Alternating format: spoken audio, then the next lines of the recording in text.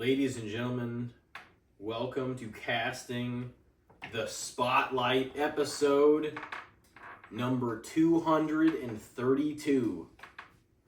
And we are once again in solo format, coming off the upbeat and honestly refreshing and fun episode with Brendan Seabaugh. I mean, it's been a while since we've had him on. That was a fun episode.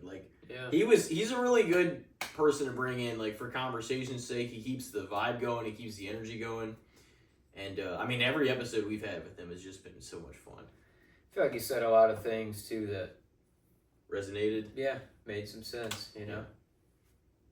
So it's kind of funny, just the way things line up with guests sometimes. I know. I think about that sometimes because, afterwards, whenever somebody comes on, you're like, I almost couldn't have seen, in a weird way, you're like, I almost couldn't have seen anybody else being the episode for that week on that night in the way that they were. You know what I mean? It ends up cementing its spot and, you can make sense of it. Yeah. It's kind of wow, because I don't even think about that. I'm like, oh man, who's, we just talk about it and we think through. We're like, oh, who haven't we seen in a while, or who's due, or who should we bring back, who should we have debut, and then things just tend to work out and line up, and it's just amazing, who we're like, man, that's almost exactly who we needed to hear from on that night. Yeah. Or when we have a solo, when it's just it makes all the sense in the world. Okay, this makes the most sense that this would be happening now. You know what I mean? And of course, the segments, the fucking doing the movie reviews on the solos, doing this or that's obviously are fun. Yeah, it feels like our solo episodes are somewhat segmented. No, they definitely. I enjoy that now though, because it's it almost feels like it helps the flow of the episode. It keeps the interest up. It does, and it keeps us engaged while we're also getting into new ground each time, and bringing back the movie review has been big, and we've given each other and that's a lot of how it started too. Me and you became friends, and we were both really passionate about movies, and we just talked at length about movies, and then we realized how much interest in that world and in TV that we had in common and stuff that we had both seen. And then it made a lot of sense whenever you take that, when you take wrestling, sports, everything into account, that we start a podcast. Yeah. And that's why we started. And also because our interests were reaching into all these comedians' podcasts. And we're just man, that sounds like a cool idea. I remember our distinctive phone call about it before we were going to attempt to do one. The first time. The time that isn't counted as Casting Spotlight number one. The one before that. We fucked up the whole episode. The audio, setting it on the table. Yeah. That was funny. That was our fuck up. We didn't think how it was going to affect the audio. But all of you that are on the audio form right now are hearing it crisp, clean, and fucking nuanced, because it's with the equipment. You know what's going on. Yeah, it's been quite upgraded from that moment. It feels in ways a lifetime ago. Coming up on 7 years, man. I just want to say, though, it's been a pleasure doing this with you. Yeah. Almost 7 fucking years. And we've been doing it a long time. Next week, episode number 233 will be, it'll be the closest thing to 7 years. So it's we've kind of got to recognize how much work we've put in, especially the last 4 or 5 years in it. Yeah. So, once we really jumped on it and stayed consistent with it. Yeah. It's fun for some of the people that we bring in, and not to blow smoke up on our own ass, but even Beaver, whenever he was on, he's just I'm glad we have, this to kind of oh, let's get back together and stuff. It kind of gives a reason and stuff. And I'm man, for some people, it's good to see again. And it's also good to in case we not lose touch, but don't end up really seeing some of our friends for an extended period of time. It's nice to be oh, let's call back that person and have them return, because it keeps everybody engaged and oh, let's hear what's going on with you, but also in a structured format to where we can have some fun and put it out to everybody. Yeah. So, but yeah, I remember especially him saying that, and I was that's, yeah, no, I'm I'm glad because it's sort of become that as well as keeping up and talking about our own interests, which we'd want to do with people or without, like how you do in your blog. You'd want to do that anyway, but like it's great to like keep up and see what's going on with everybody else, like new guests too, but also like people that we haven't seen in a while, and we're like, fuck, it's been a while since they have had a solo episode. But it's pretty remarkable and astonishing that we've done 232 episodes.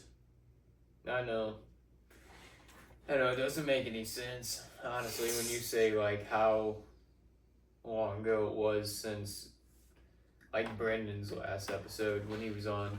Mm-hmm.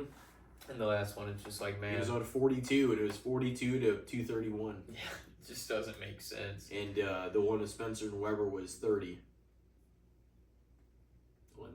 I mean, and that does feel, like a long time ago in a lot of ways. It does, but it doesn't quite feel like what you'd think 5 years would feel like. Yeah. I mean, in ways, yeah. In other ways, it's like that's a lifetime for me, Yeah. Well, that's... No, specifically with that number, yeah. But, like, no, I was thinking that too, and I'm like, man, that's... But... You just have more responsibilities and like things that fill up your head and mind all the time, and it just time passes way quick, and it does pass really quickly. And everybody that's ever listened, we appreciate you too. Yeah, and has tuned in for us. It means a lot to us. It really does. It's like we're like a smaller thing.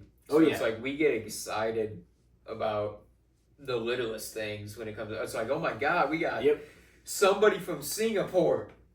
He clicked on our podcast. Oh, yeah. Now there's like over 40 countries or whatever of listening. Yeah. There's a lot more. Yeah, so I mean, it's cool because it's always like, and that's, it's just how it is as a small time creator. Like, with this and the blog, like, just seeing the little things like, oh, it's kind of weird, the little nuances that, like, for example, like this is just a wild statistic when it comes to my blog because I take out ads and I like ask people to follow and stuff like that. My number one city that's like subscribed to the blog rather is San Antonio, Texas. Oh, right. And I'm like, where did that come from? That's kind of funny. Like, I'm a Shawn Michaels fan. Yeah. And what's funny is like it wasn't like it's not like you brag on Shawn so much that that's what they would even be remotely the reason. But like San Antonio, I don't know, that's a good mix of people too. I know, that's kind of funny. And now I'm talking more Lucha Libre, and that's more Southern Texas. So I told you, I need to watch the Americano match. Yeah. El Grande versus El Grande. El Grande. Yeah, well, that was a hell of a match. Hell of a story. It's crazy that started out as a comedy gimmick for Chad Gable, and it turned into like something else with a life entirely for two people for as long as it did. Yeah. And I mean, now for Ludwig, it's like that's going to continue being a thing for him, a profitable thing for him. Like, he's arguably, probably the most over guy in AAA. Yeah.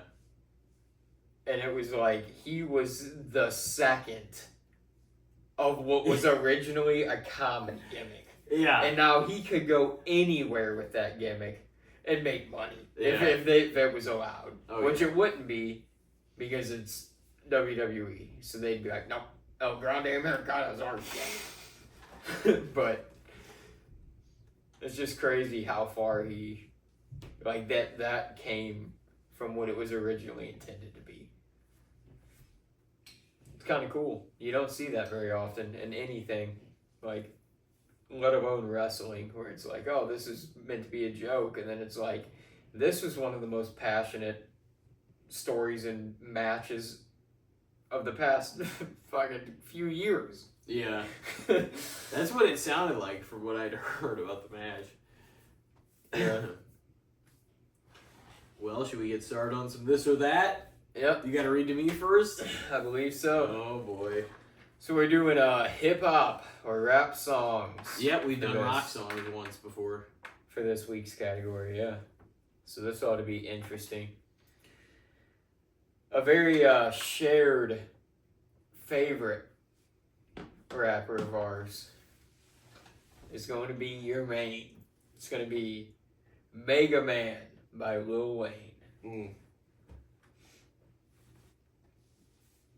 I mean, and I really enjoy Mega Man. I think it's a great song. No, it is. Once again, the Columbia trip, we were like banging, like that time specifically had me really thinking about it, and I was like, yeah, man, that's a fucking banger.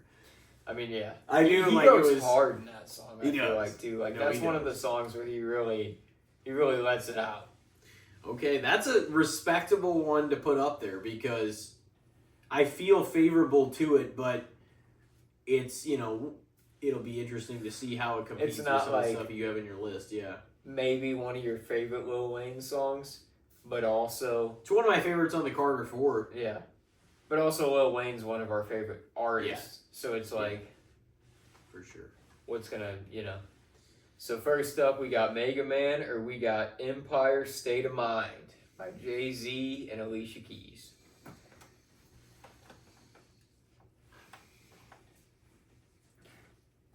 Probably Mega Man. Yeah. Probably Mega Man right now. Like, maybe there was a time when I wouldn't have said that, but that time is long past. And I don't know, man. Mega Man's definitely top 3 on the Carter 4 for me. I mean, yeah, it's like an absolute banger. It fucking hits. And like, I love Empire State of Mind and Run This Town and like at least 2 or 3 others from the Blueprint 3. Yeah. From like 09. I think his Blueprint albums were honestly pretty fire. Oh yeah. But yeah, I get it. I feel like I do still like that song, but like now when I hear it, it does feel like it's got a dated feel to it. And it's not even because the song itself is crisp, but it's like because of when it came out and when I heard it a lot and listened to it a lot in my life, it just feels like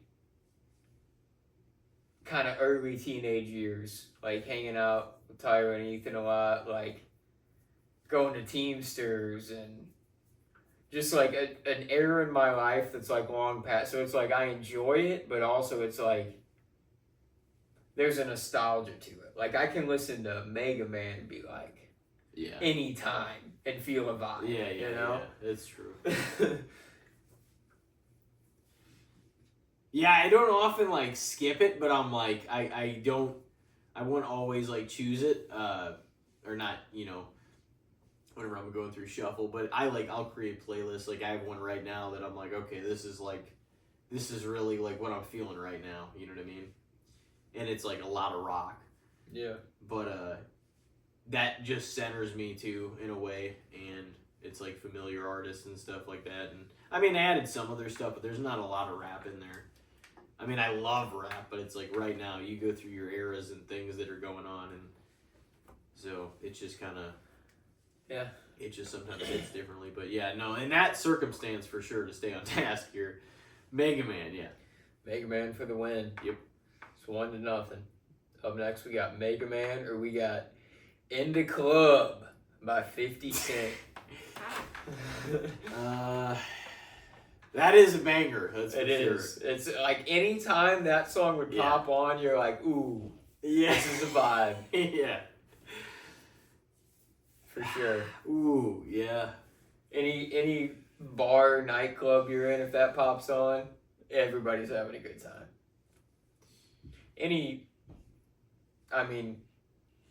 Gathering or celebration, that's a good time. It's more of that kind of thing, though. Like In the Club is gonna be played at those kind of settings. Mega Man won't.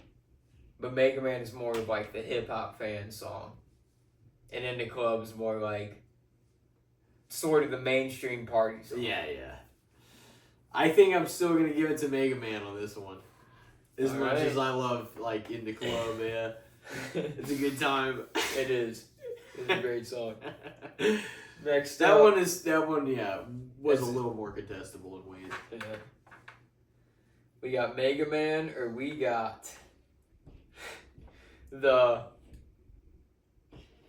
It's kind of funny because this was like one of his bigger hits that I feel like I listened to a lot back in the day, but like nowadays it's just kind of funny given the circumstances. But Mega Man or Donald Trump by Mac Miller.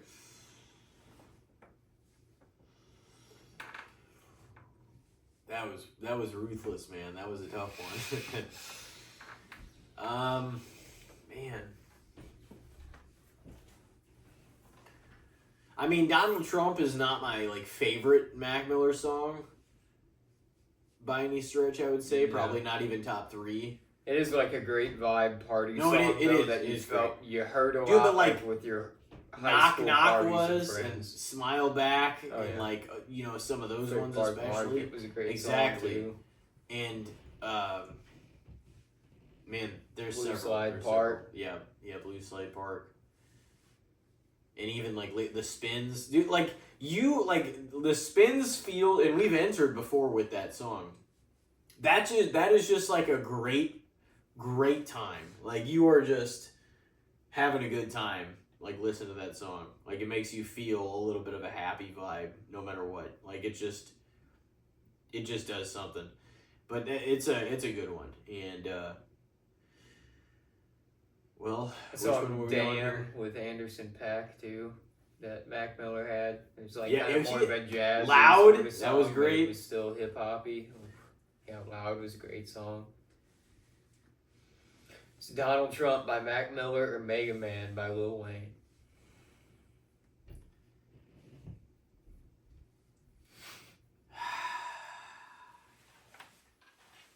That could be the toughest one that's on this list, but we don't know.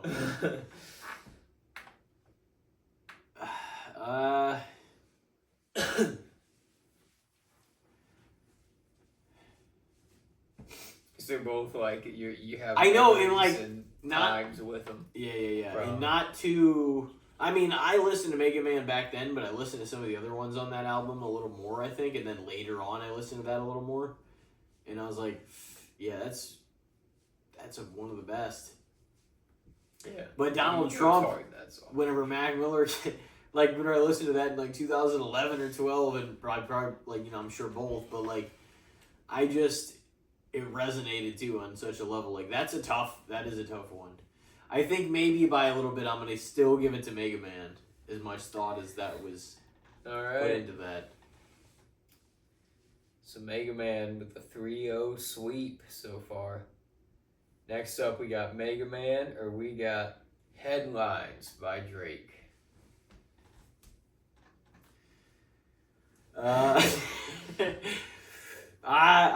That's an era too. It's not my favorite off of Take Care. Not even fucking close, to be honest with you. You don't like no. It's good. It's fine. But it's not, to me, I don't even think it's top 3 on Take Care. I really like that one. I do like Headlines. That would be tough to say, but I really like Take Care.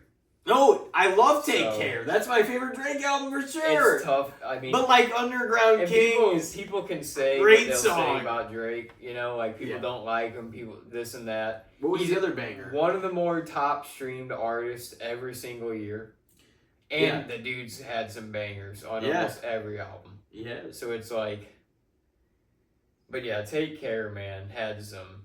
It was the best one. Had a handful of just. It's hard to say if it'd be top 3, but I loved Headlines. I'll never forget the memory either of when me, Tyler, and Nick. That was just a memorable trip, dude. Because we moved Shauna into Milwaukee. Me, Tyler, and Nick, and that was the time that Tyler got a ticket in the back seat of a car. The only person I've ever seen that happen to. Which is kind of funny.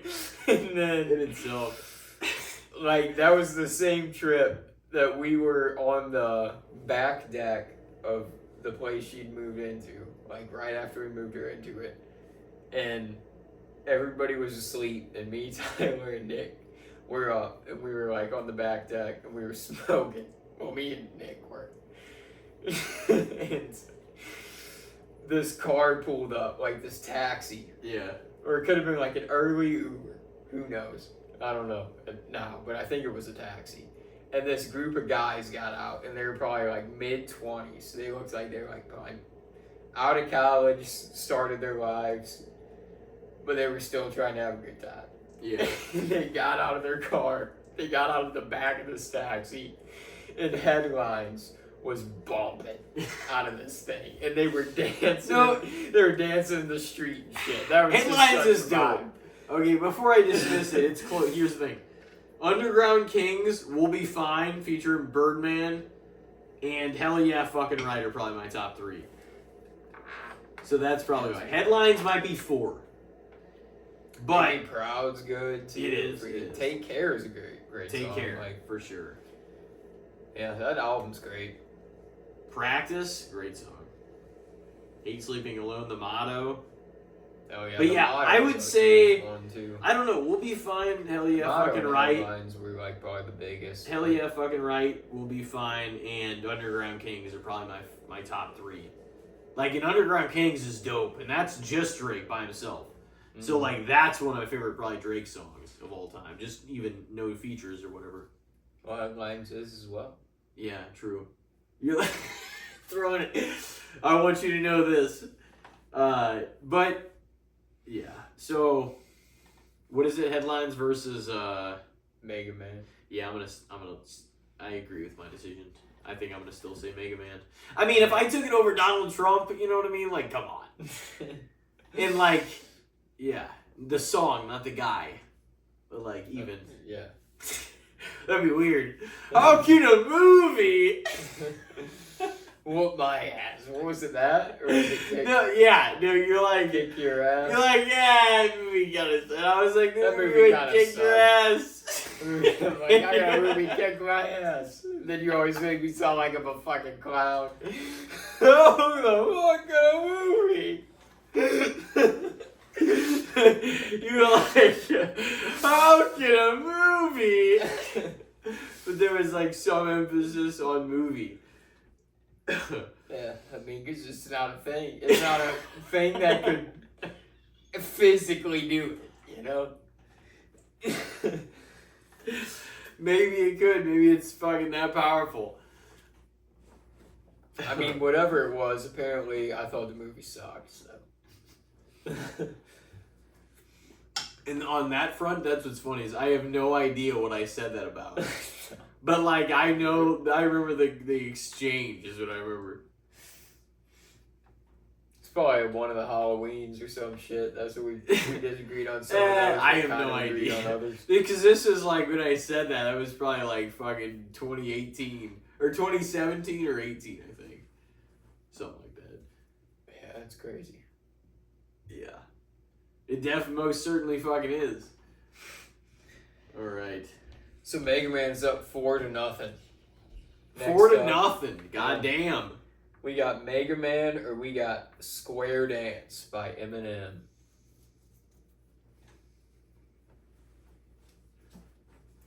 That's a banger, man, and that's off of my favorite Eminem album for sure, The Eminem Show. And I that's believe a song that's like that really does feel like it's like a entrance to war song. Like it's like a fight song. It's so good though. It's so good. Yeah. Ah, that's tough. Because like even Square Dance, because that is my favorite album of his ever, and that's like no light thing. Like I am a big Eminem fan, and I really am a big fan of that album specifically. And I think and I believe that even after all the ground he broke with the LP in 2000, his best work ever, where like his attitude and his edge met like his pop culture personality and Slim Shady, and they told a story. I thought everything lined up perfectly in the Eminem Show, and like that was before he went too far off the rails, but also was going through his stuff still. But I thought that album was just a fucking masterpiece. I loved the Eminem Show. Yeah. And so that's just, and as great as Square Dance is, it's not even, once again, Sing for the Moment, one of my favorite songs of all time. Not even just Eminem, but like I think Lose Yourself and Sing for the Moment are my favorite Eminem songs, bar none. And that's crazy because I have like fucking 20 that I absolutely love of his. Probably more than that, to be honest. Huge. And then a lot more that I really like or whatever. But that is tough. I might say on this one, Square Dance by a hair. Is what I might say. Square Dance. Yep. All right. The Eminem Show, man. I'm a I didn't expect that. No, I didn't either. I didn't Yeah. know what way I was gonna go. I didn't really think that either. All right. Well, the opposition is on the board, 4-1 For the first time. Next up, we got Mega Man, or we got Hypnotize by Biggie Smalls.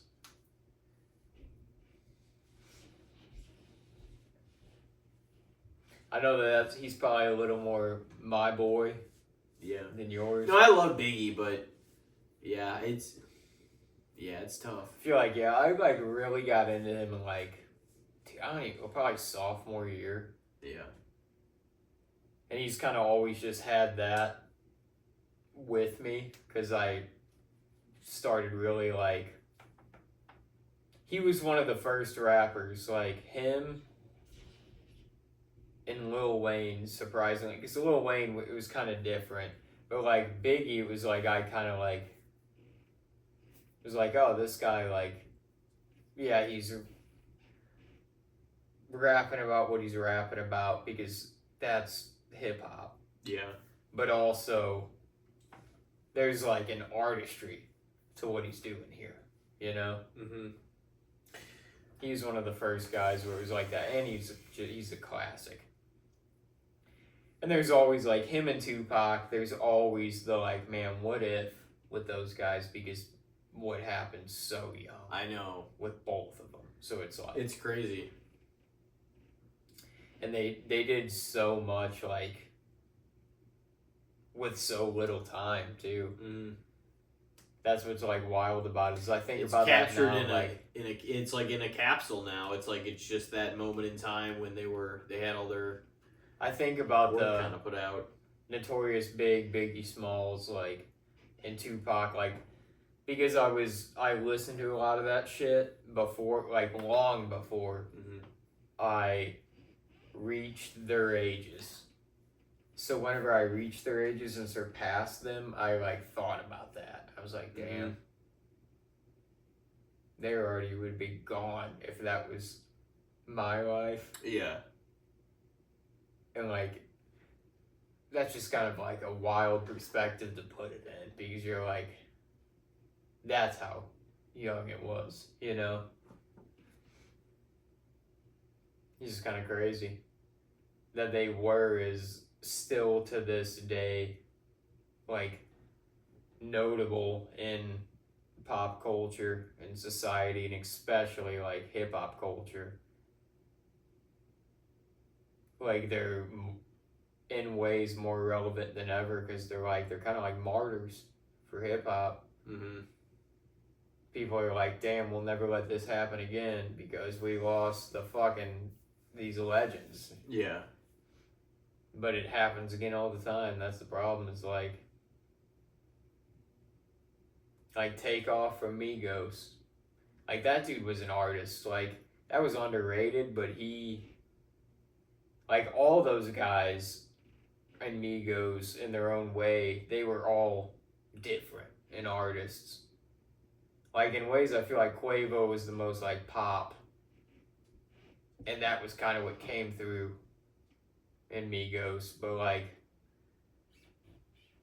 Takeoff almost felt the most he was the less known of the three of them, but he was almost the one I dug the most because he was kind of the most artist feeling about it. He made all of his shit sound a little different and a little weird and out there. It didn't feel it was this guy was chasing pop culture when he made his own albums, Mm-hmm.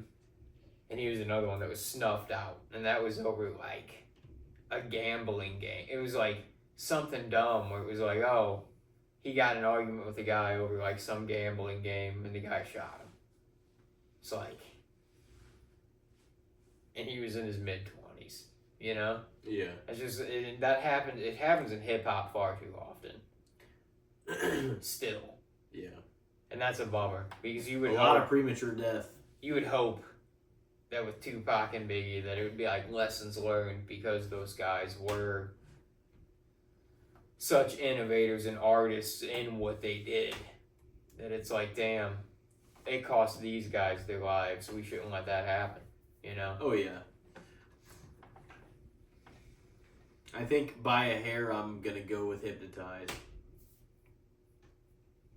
It is one of his. It's probably arguably his biggest hit ever. Yeah, it's not my personal favorite. Maybe I don't know. It's like me neither. There's a lot of good stuff that he has.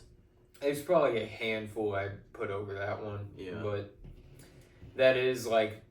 But Wayne has a ton really, too, and that's why Mega Man. I love it, but it's not like my number one for me. I don't know exactly what is, but I don't think it's that. He does rip it up and fucking Hypnotize for B.I.G., but also like Mega Man for Wayne. But he's just got so much good shit. Yeah. So what do we got next? All right, so the opposition is forcing a comeback here, 4-2. 4-2. I mean, it's still firmly in favor of Mega Man right now. Next up, we got Mega Man, or we got Humble by Kendrick Lamar. Probably Mega Man. Yeah? Yeah. I like Humble a lot, but it's not my favorite by Kendrick Lamar. And yeah, I don't know. I think I'd edge it out to Mega Man if I'm gonna jam like that, you know what I mean? I do think like, man, Humble is just like it's so good. A banger when it comes like off the Damn album, but like, and this is maybe not because I think Kendrick is another one that he's just like a fucking artist in hip hop. Like he really does feel like an innovator, like a guy that is constantly kind of. He has his style, but he like kind of branches out of his comfort zone and does shit too. But every one of his albums have been a little different. Oh yeah. But I'm still like partial to Good Kid, Mad City because that was high school, you know? So it's like, and I think To Pimp a Butterfly came out like shortly after high school, like maybe even right before high school ended for me, but like probably after for you. But yeah, it just because of that era too, and just how much I dug that album thoroughly and listened to it, and it's just like it's gonna be hard for me, like as much as I love Kendrick and everything he really puts out, because he always is an interesting artist that's willing to kind of branch out. So like it's gonna be hard to top Good Kid, Mad City because I just like loved that album so much, you know. And it's still just Fox. Yeah. So it's like it's good. But you're gonna take Mega Man over Humble. I think I'm gonna take Mega Man. Yeah. That's how I'm feeling right now. All right. So it is 5-2 in favor of Mega Man. So next up, we got Mega Man, or we got Power by Kanye West.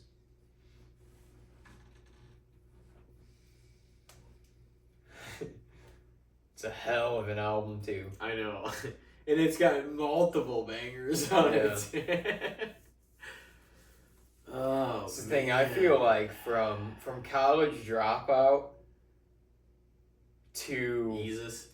College, yeah, basically Yeezus, like I thought I love Yeezus. Like I feel like Yeezus grew on me because originally I was not as into Yeezus, But now there's like multiple songs. Like Blood on the Leaves is just like I'm in it. absolutely like Filthy. God damn. New Slaves, dude. New Slaves, yeah. Like a couple of songs from that album are like, man, this there's like a good hit. amount of like there's some good songs on there. But yeah, I just felt like there was no wrong to be had on those albums basically throughout that stretch. And then like even some of it, like whenever he started, I'm doing Christian albums or whatever the fuck. Like Yeah, he's like those were like whatever, but like there was still some good shit on there. Yeah, not gonna lie. for sure. Yeah, that's kind of what I thought too. And even like Donda, I thought had some good stuff. Like, oh, man, what was that one where his mom like he did the little sound bite of her at the beginning, and then it just like comes in hard as hell.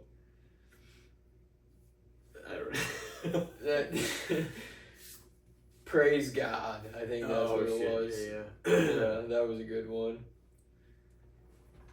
That's the thing. It feels like no matter, like I don't know about. I didn't listen to any of his recent album where he was like talking about Hitler and shit, but yeah, like even did you see now he's put out like whole articles on things and stuff like in magazines like apologizing, saying he was basically in a mental break and wasn't on his medication. It's like, that's the thing, dude. The guy is in the truest form like an artist in the sense that like he's just so out there and eccentric and wacky where it's like you can't deal with this guy almost. Yeah. A lot of the time. And then but when he comes to and he can really put all of that like out there need for attention, eccentricness into productivity, it's like magic. Yeah. Oh man, just some of the most creative people and like innovative, like you're just some of the wackiest too, some of the wildest, craziest. That's what I always felt about Shia LaBeouf too. Like, I feel like if that guy could have stayed on the right path, he could have been like one of the actors of this generation because he was on that path and he was good. He was believable in everything, and like he still is good. Like if you see him in things when he's able to pop back up in something, he still has it. But it's like the dude is just he just got in trouble. Never been able to. Yeah, dude, he got arrested at Mardi Gras for getting in a fight with a guy at a bar. Really? And that's the thing too, is he was kind of like starting to. It felt like try to straighten it out. The dude's had fucking 6 chances or whatever the fuck at this point, like I don't even know, but I think him and Mia Goth, they were together for years and they had a kid, and they split, and she couldn't take any more of it, and then next thing you know, they're going through their shit, and he pops up at fucking Mardi Gras, and he gets hammered as hell, and he fucking gets into it with some guy at a bar, and then he gets arrested, and he's shirtless out in the street in New Orleans, and it's just like, here we go again. That didn't seem like necessarily the greatest pairing that I've ever heard of. Like stuff I've just, I don't know. Like I think they were together for a while, and I think she too. helped him and grounded him a little bit, but I also think, I mean,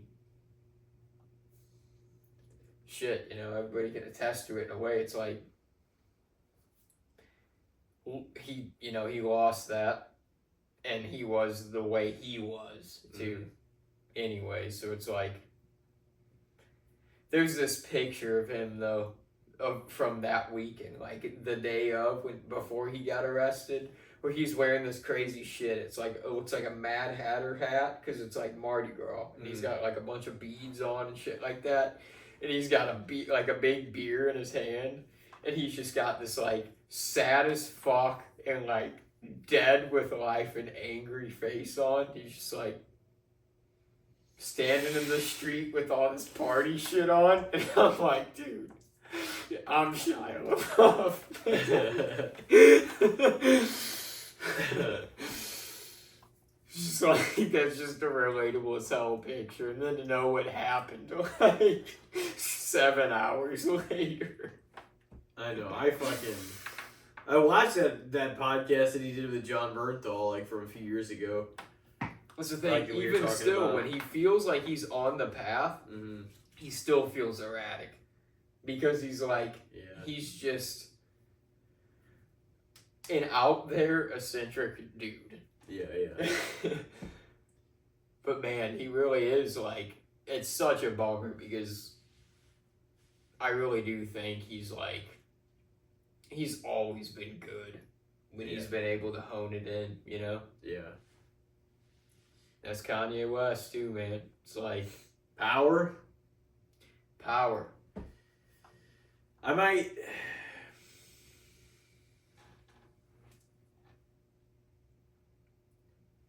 I might lean in favor of Power by a little bit on this one. Yeah. That one goes hard, dude. Like Yeah, it the way does. it comes in, It's just hard. like with the it's choir. difficult. That's a and stuff. difficult one. But Wayne has a fuckload, so I'm like, man, and like Kanye does too.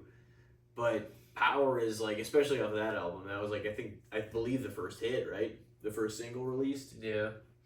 Yeah, I had a Great- shirt. I great had the song. Kanye West Power t-shirt.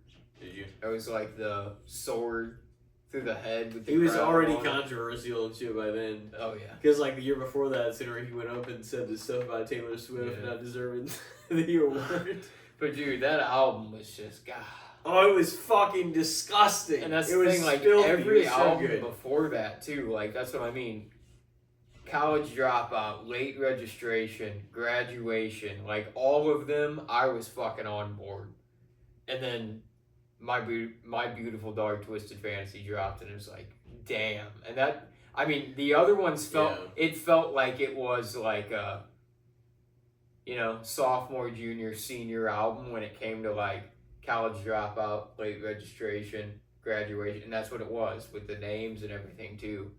And they all had equal hits on them, but it felt like he graduated from that, and then it was like My Beautiful Dark Twisted Fantasy was just like his orchestral piece of art, Yeah.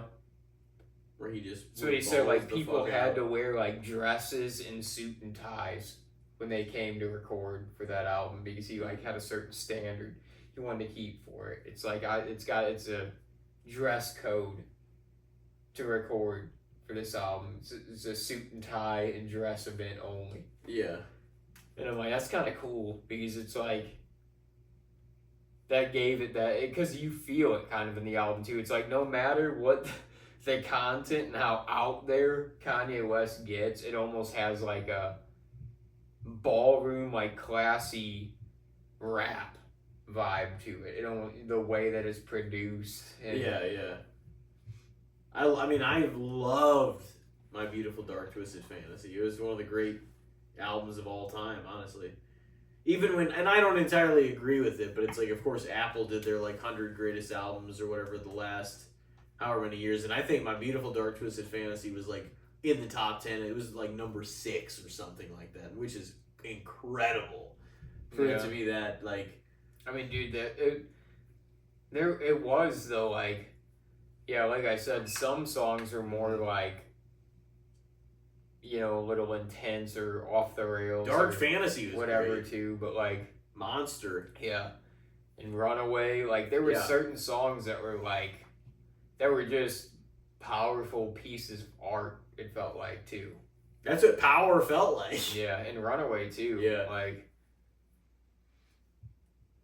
they were just like, he was Disgusting. not in a rush. Like he took his time and just let the song, like classic rock feels sometimes. Like just let the song play out as long as it needed to play out, you know, before he even came into it, and let it outro as long as it needed. Like, it didn't feel like, oh, we're trying to get on the radio. It was like, oh, we're making a piece of art. Yeah. No, it was great. So Power for the win, though. Yep. All right. Well, next up we got Mega Man, or we got Nothing But a G Thing by Snoop Dogg and Dr. Dre. You know that one off the top of your head, right? Yeah. That's, dude. Just when it comes to like classic hip hop, that's just such a good vibe song, too. It's just like as soon as that, like, I don't even know what you call it, but that just like rolling, like at the beginning, and just like kicks into the bass. It's like just like a laid back, smoking a doobie song. Like you're just like, oh man, this is a great vibe. That kind of song. I feel like that era. It's funny because that era of hip hop was like that when it came to like both coasts. It was like a war when it came to the coasts. So it was like both sides had songs that were like, this is a laid back, we're having a great time party vibe, or this is we're going to kill your family and make you watch. Fuck you.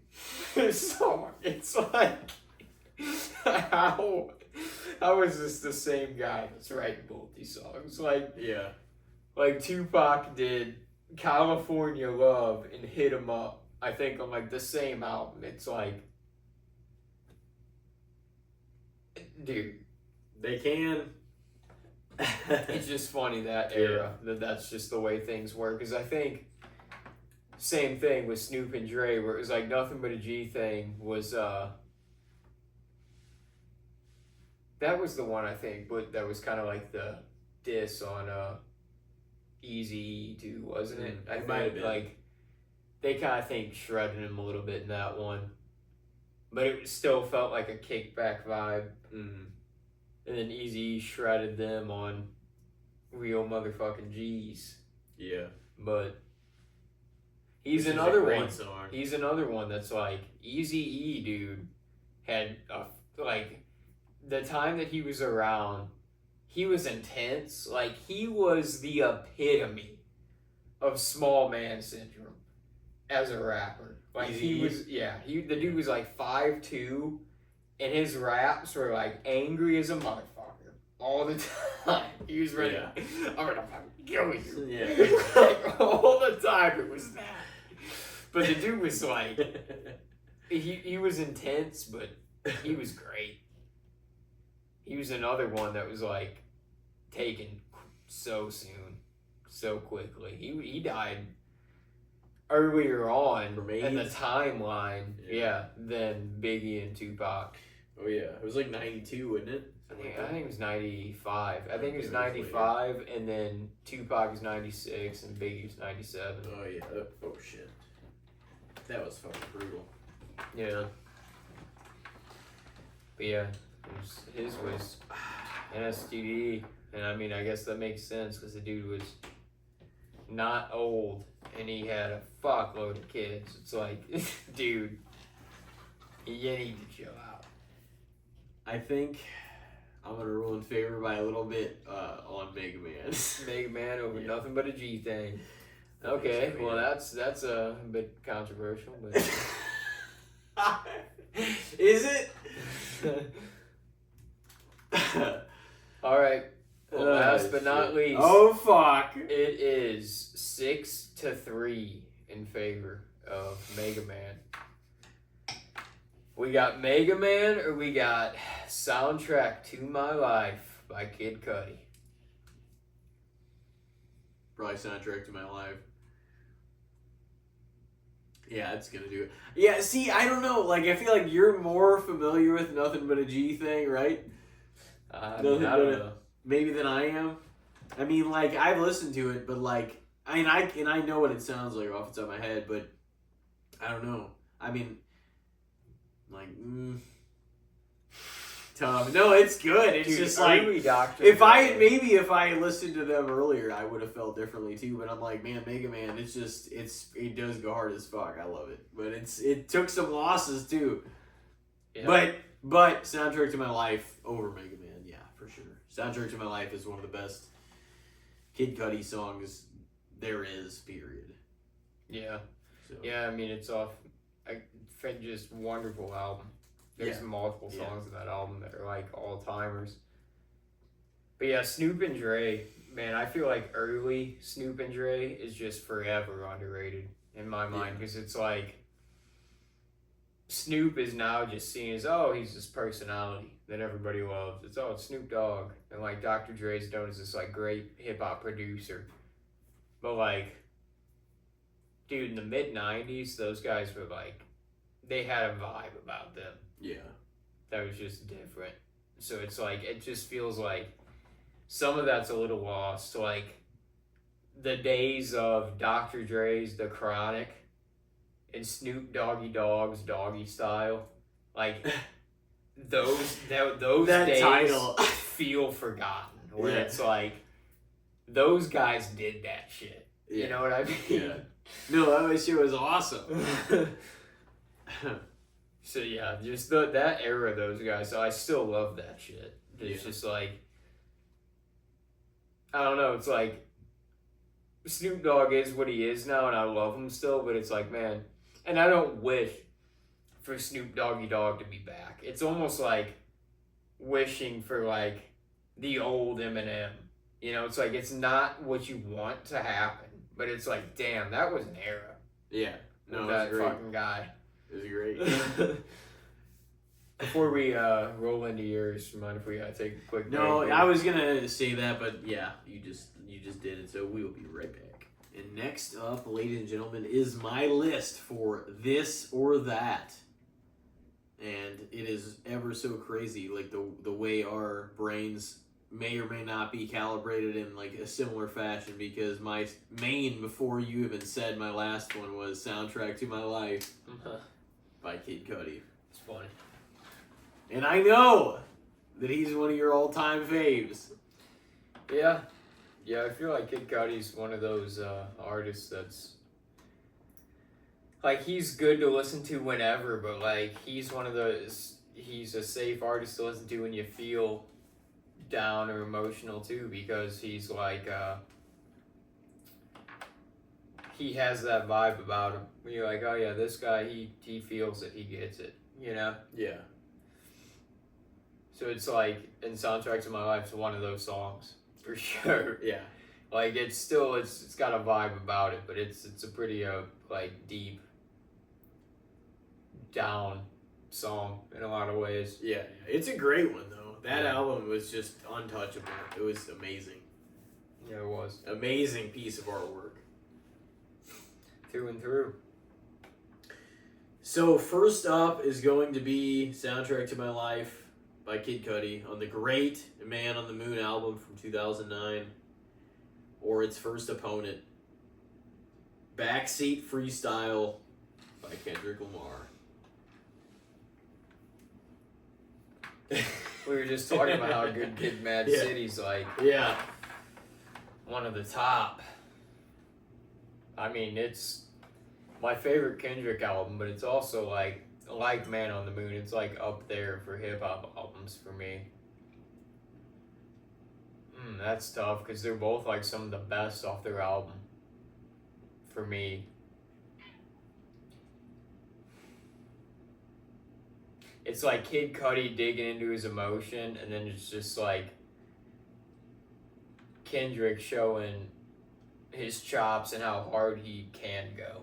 Yeah. You know? Love it. It's so good. Yeah, I'm probably going to give the edge to Backseat Freestyle, I think. Okay. Actually. Interesting. On this night, at least. I mean, that's tough, because they're both so good. It is. All right, next up, we've got Soundtrack to My Life by Kid Cudi, or I got 5 on it by, who is that, Lunas? Yeah. Is that how you say it? Lunas. I think that's how you say it. Yeah. That's a great song too. That's just like that's a good like kick back, feeling not sober kind of song too. I got 5 on it. It's just it also like Jordan Peele putting Us and stuff like gave it that vibe kind of where you're like, oh yeah, I could feel this like kind of having that sort of darker edge to it. It does. It feels a little spooky in a way. Of course, it was in that movie, so yeah, that's probably part of it. But the way that he utilized it, it kind of brought that out of it for sure. It kind of showed like, oh yeah, this kind of has a dark edge to it. But yeah, that's a classic. Probably gonna give the edge to Soundtrack to My Life though. Okay. All right. Yeah. They're both really. I mean, like, if either of those songs popped on, there would be no complaints out of me. You know? Yeah. What the fuck is this? It's like, this shit again. All right. Next up, we've got Soundtrack to My Life, or All of the Lights by Kanye West. Damn. Off My Beautiful Dark Twisted Fantasy. Yeah, that was another one that was like, fuck, man. I feel like All of the Lights is one of the ones too where that was like an early hip hop song for me where I was like, I got into that song. That works for a lot of stuff too. I've seen like sports and promo packages with that song and all kinds of stuff. Yeah, because I mean it makes sense for like all of the lights, the glitz and the glamour, you know? But like in reality it's like the song is kind of like all the lights, like his world is spinning on him.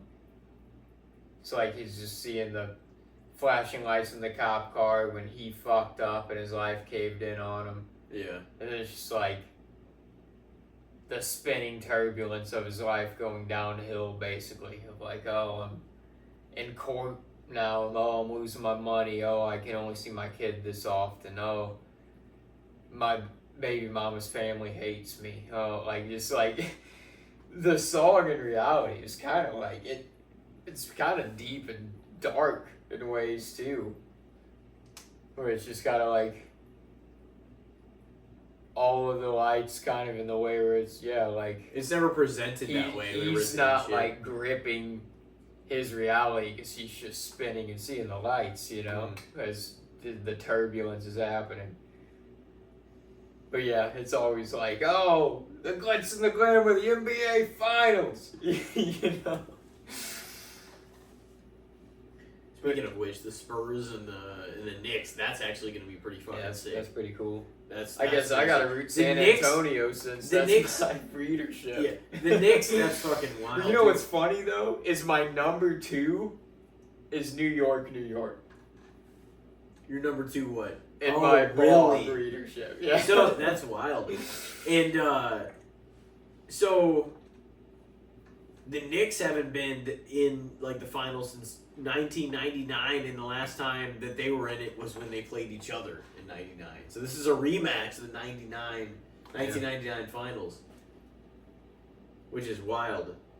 It's kind of wild, yeah. So, anyway. Oh, what was it? All the Lights? All the Lights. What was my main again? Soundtrack to My Life. Yep. Damn. What the fuck are you doing to me with this list? Like, when I heard Soundtrack to My Life, I'm like, this is gonna kick some ass. And now you're throwing these things that are like... Yeah. They got some real... You bet. Weight with me.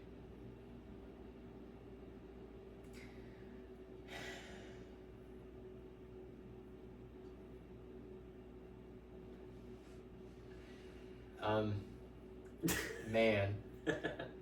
You know what? I'm gonna lean in favor of all the lights, I think. Okay. So that's fucking tough. 2-1 already against Soundtrack to My Life. Yeah. That's tough. You're like, man, you've been putting some bangers against it. Well, next up, how about this one? Soundtrack to My Life by Kid Cudi, or Pursuit of Happiness by Kid Cudi. Dude, I did. You know, like I told you, like when I was rewatching a lot of my movies. Watched The King of Staten Island, and I know the first time we watched that, and, like, he's a big Kid Cudi fan, and like he had multiple. I think both those songs, or at least Pursuit of Happiness for sure. And Just What I Am, I know was in that. Yeah, for sure. Movie. It ended with Pursuit of Happiness, I think. Yeah, but Just What I Am, that was on. That was so into Cudi. Yeah, that wasn't on Man on the Moon. Yeah. But yeah, man, that song's Just What I Am. That's not on the list, but man, that song's so fucking good too. It's sick. We were just talking with Brendan last week, and that was when we played it for them. Whenever they all came out for episode 30. Yeah. Because they all love Kid Cudi. Yeah, that song's it's a powerful song too, because it's kind of like deep and emotional and passionate, but it also just has like you can just close your eyes and feel the vibe with that song. It's powerful, for sure. But Pursuit of Happiness, Soundtrack to My Life, same album. Yeah, they're both bangers. I mean, they're both hits for them. Yeah. It's kind of funny because they're both different emotions. Like, they're both kind of down, but like Soundtrack to My Life, he's kind of like in despair. Like he's feeling it during that. And then like Pursuit of Happiness, it's like he's bummed and he's not in a great place, but he's trying to find it. He's on the pursuit of happiness, you know?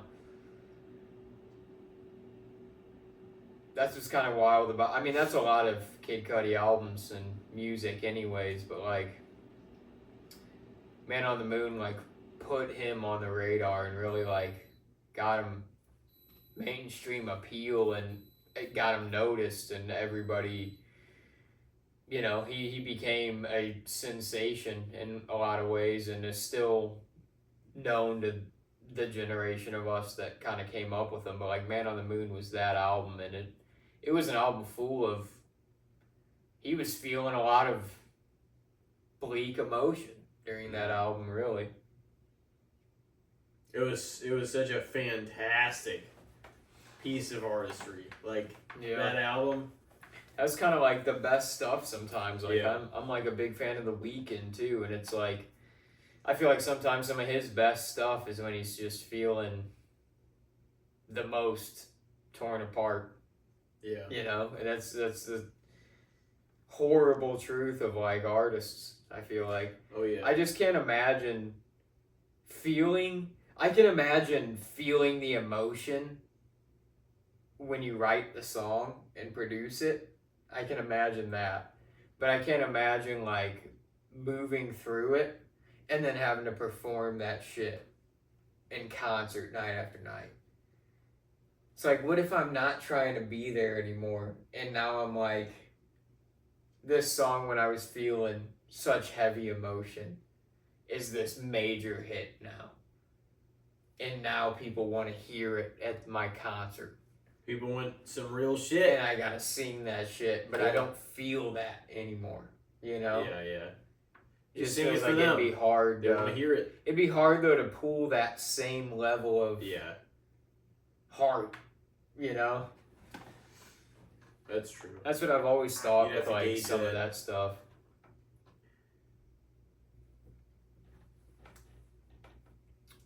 But I'm gonna go with Soundtrack to My Life, I think, on that one by Air. Over Pursuit, okay. Yeah. So it is up, what, through 2-2? 2-2, I think. 2-2. Alright, well next up is gonna be Soundtrack to My Life by Kid Cudi, or King of Everything by Wiz Khalifa. Bangers! Yeah. I mean, that was one that, you know, we had a lot of, like, memories vested with, memories, like, along with when we listened to that song, I mean, that song, too, feels like, I mean, Soundtrack to My Life's a long time ago now at this point, too, but just because the era we were really, like, bumping King of Everything, like, all that stuff, it just feels like, man, a fucking forever ago, you know, in a lot of ways. Yeah.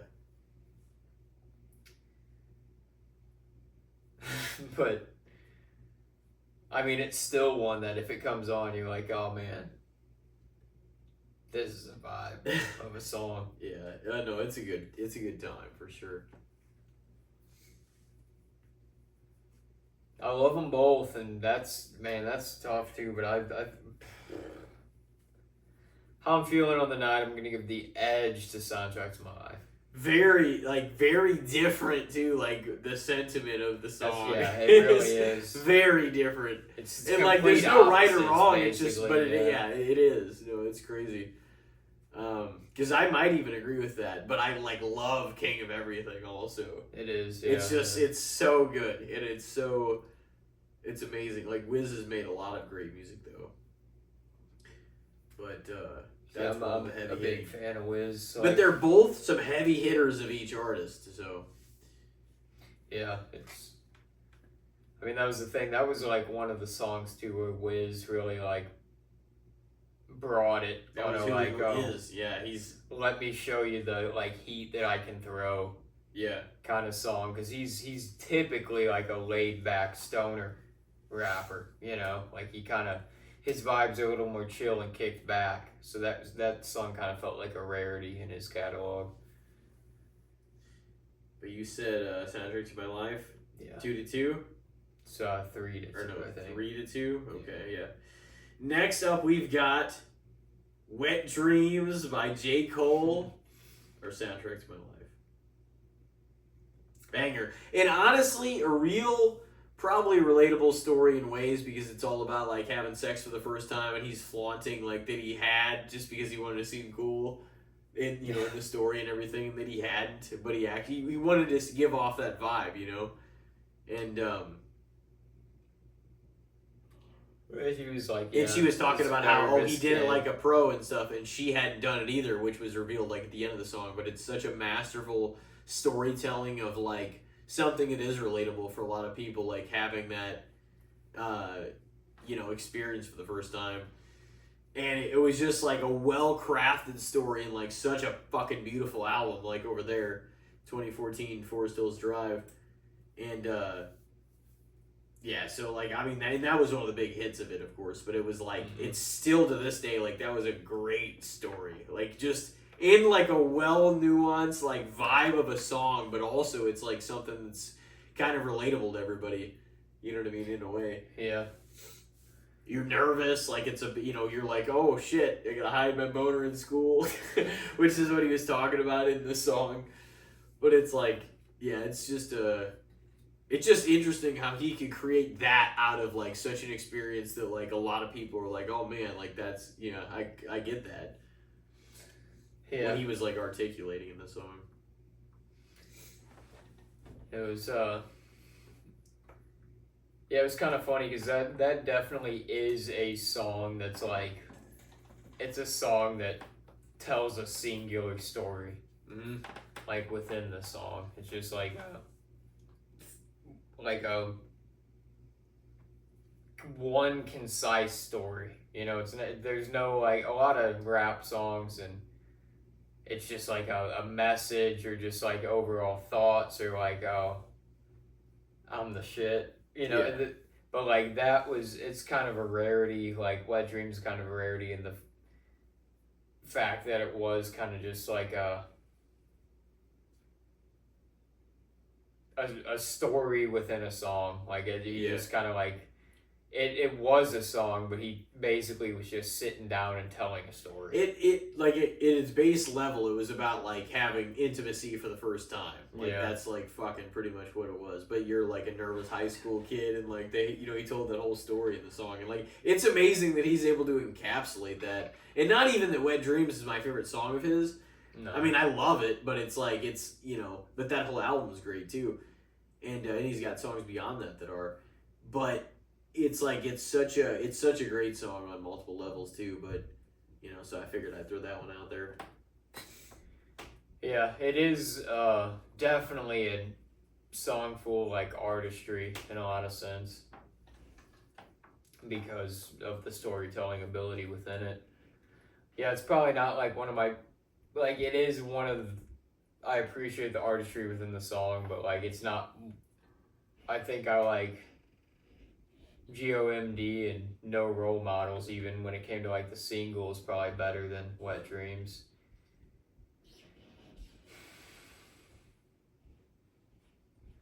I'm gonna lean in favor of Soundtrack to My Life. yeah. All right. Yeah. Does that make it 4-2? Yeah. All right. Next up is gonna be Soundtrack to My Life by Kid Cudi, or Colt 45 by Afro Man. Banger. Absolute filth.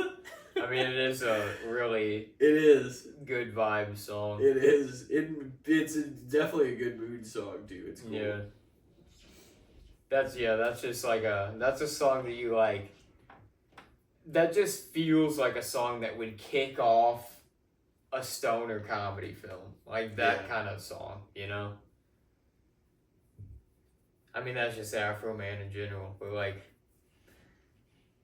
that's also just one of his. It almost feels like that's like my favorite really, song. He of really his. brings it in that song. Yeah, it's a great vibe, and it feels like he. I mean, because I Got High was like, it is just a funny song, but it is also kind of like a. It kind of feels like a layered song too in ways, because it's like. People like stoners love that song. They're like, yeah, but like in reality, this dude fucked his life up because all he did was smoke weed. You know, that's what the song basically is. Because he got high. Yeah, So it was. He didn't fucking get his diploma or get the job because he didn't go to the interview and didn't clean the house, and so he didn't get the date. It's just like his life just collapsed around him because he just was smoking weed all day. Oh shit! But yeah, Colt 45, man, that's a great song. Oh yeah, it's so like it hits. Still gonna lean in favor of Soundtrack to My Life. Oh man, 5-2. All right, going into our last three here, it's gonna be "Soundtrack to My Life" by Kid Cudi or "Trap Queen" by Fetty Wap. Damn, banger! I mean, it really is a great time. It is. No, that was like also part of like 2015 had so many parts of that summer with you guys, with Harry, also like all my shit with like Cheatham and Justin. And I'm like, man, Fetty was just, the song defined part of that time too. And it was so powerful. Yeah. So it's like. He had that other really big hit. I forget the name of the damn thing now, or even how it went, but. Was it the 6, whatever the fuck? RGF Island was dope. That's what I loved. Yeah, it's that a was good song too. But anyway, yeah. So Trap Queen was huge for him though. Yeah, huge. That was like.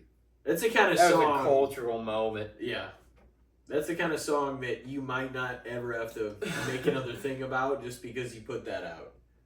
You know, you may not have to write anymore. And he's got an eccentric look because he's got the eye. Yeah. That like filmed over because he had glaucoma or something like that, and so it's like people remember him because it's like, oh, he was that guy, you know. Yeah, that was I mean, there was a moment in time with Fetty Wap. There was My Way was a big kind of a big song. That wasn't even one of my favorites of his, but that was a big hit for him. And yeah. He just was like a moment in time, it feels like almost. Where he just was popping off some hits. Trap Queen was still like the one that really did it. It changed it. For him though, originally.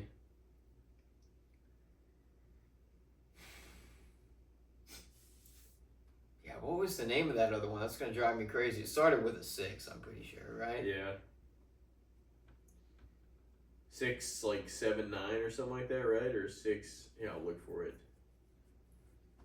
Or something like that. I like that one a lot too. 6, 7, 9. Yeah. Yeah, at the With time. Remy Boys. Yeah, that was like his. My way. RGF Island was. I think I liked RGF Island second to Trap Queen, or like, it's a good one too. Jimmy Choo's, that was like one of his too. That was kind of cool. Yeah, I'm gonna go Soundtrack to My Life though. Is that 6-2? I think so. Yeah. Oh fuck! All right, we've got 2 more left here. Next up, we've got Soundtrack to My Life by Kid Cudi, or one of the great, I would say, inspirational gym working out songs of all time, Till I Collapse by Eminem. That song makes you want to get up and fucking just... Yeah, I feel like it was kind of like I said with Square Dance, how it was like, oh, go to war song. Like, that was another one of his songs that was like that, where it was like a fight song in a way. It's one of the great like songs. I've actually heard a lot of people talking about that, like being just one of the great, just get the fuck like after it songs too. Like you're gonna, you know what I mean? Yeah. You're gonna like, I don't know. It's fucking motivational. Yeah, that is a great song. It is like, it's another one you see a lot in like advertisements for like action movies and stuff like that. He just kind of has that vibe where it's like, it's intense. It's like it fits the vibe of like, oh, we're fucking shooting cannons on the back of trucks. He rips it up in that rap though too. It's so good. Yeah, Till I Collapse is a great song. That's tough because it's like, it still is probably not one of my favorite Eminem songs. I do like it. Probably gonna lean in favor of Soundtrack to My Life. Oh shit. 7? No. Yeah, it's, what is it? 7-2. Yeah. 1 left. I mean, I think I love Soundtrack to My Life, of course, but I love Till I Collapse. But even at best, and Without Me is probably one of my favorite ones off the Eminem Show also. But like, I think Sing for the Moment's my favorite off that album. So it's probably between that and Lose Yourself is like my favorite Eminem song of all time. And I liked Lose Yourself before it was all plastered all over fucking everything. I was a huge fan of it. Well, I feel like that song, even in that era, though, whenever like 8 Mile came out, shit like that, like it was still like radio played to death. That was the problem with Lose Yourself. Is like it is a great song, but it is like the most radio played to death of Eminem songs probably. But it's a masterpiece. Yeah, It is. Yeah. He won an Academy Award for that shit. Yeah. But yeah, you went. Oh man, a devastating 7-2 going into this last one. And I hope and I think you remember the song. But we're gonna flip it back to once again the high school era time. So it's gonna be Soundtrack to My Life by Kid Cudi or Life Ain't Easy by Mac Miller.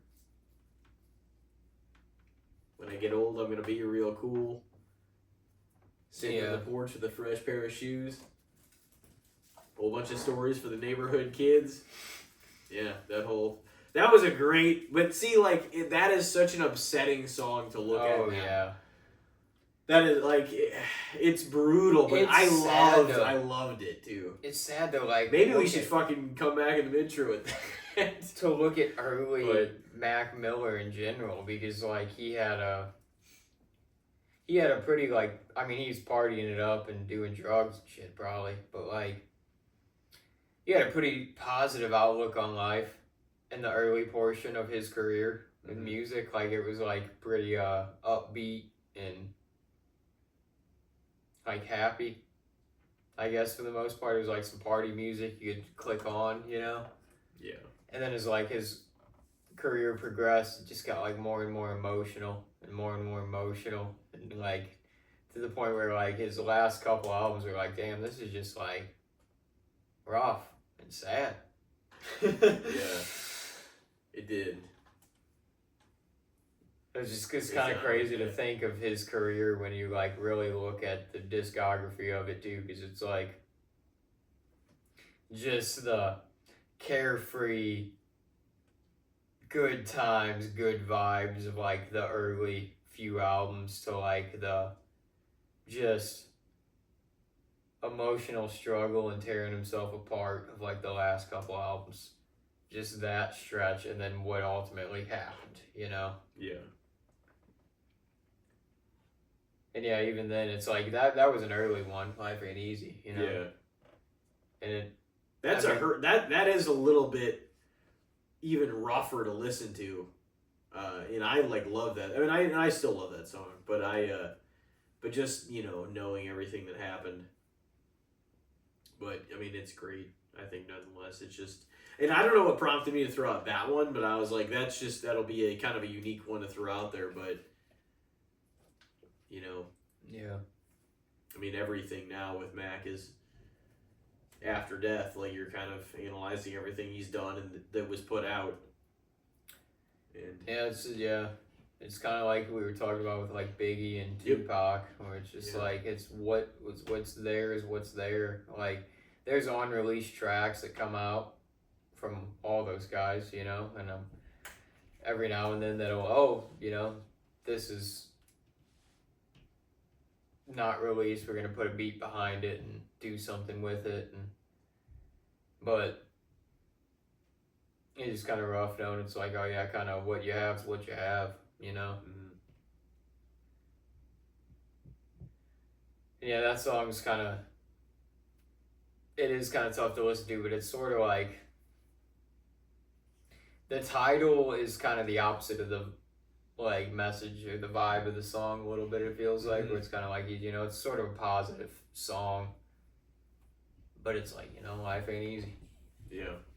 But yeah, when you kind of look at it through the perspective of Mac Miller and personally the guy that wrote and did the song and how it all went down, it's like, yeah, that's rough, but like it is a good vibe song, and he was really an era for our era, Yeah. All that said, all the flowers to him, I'm still gonna lean in favor of Soundtrack of My Life.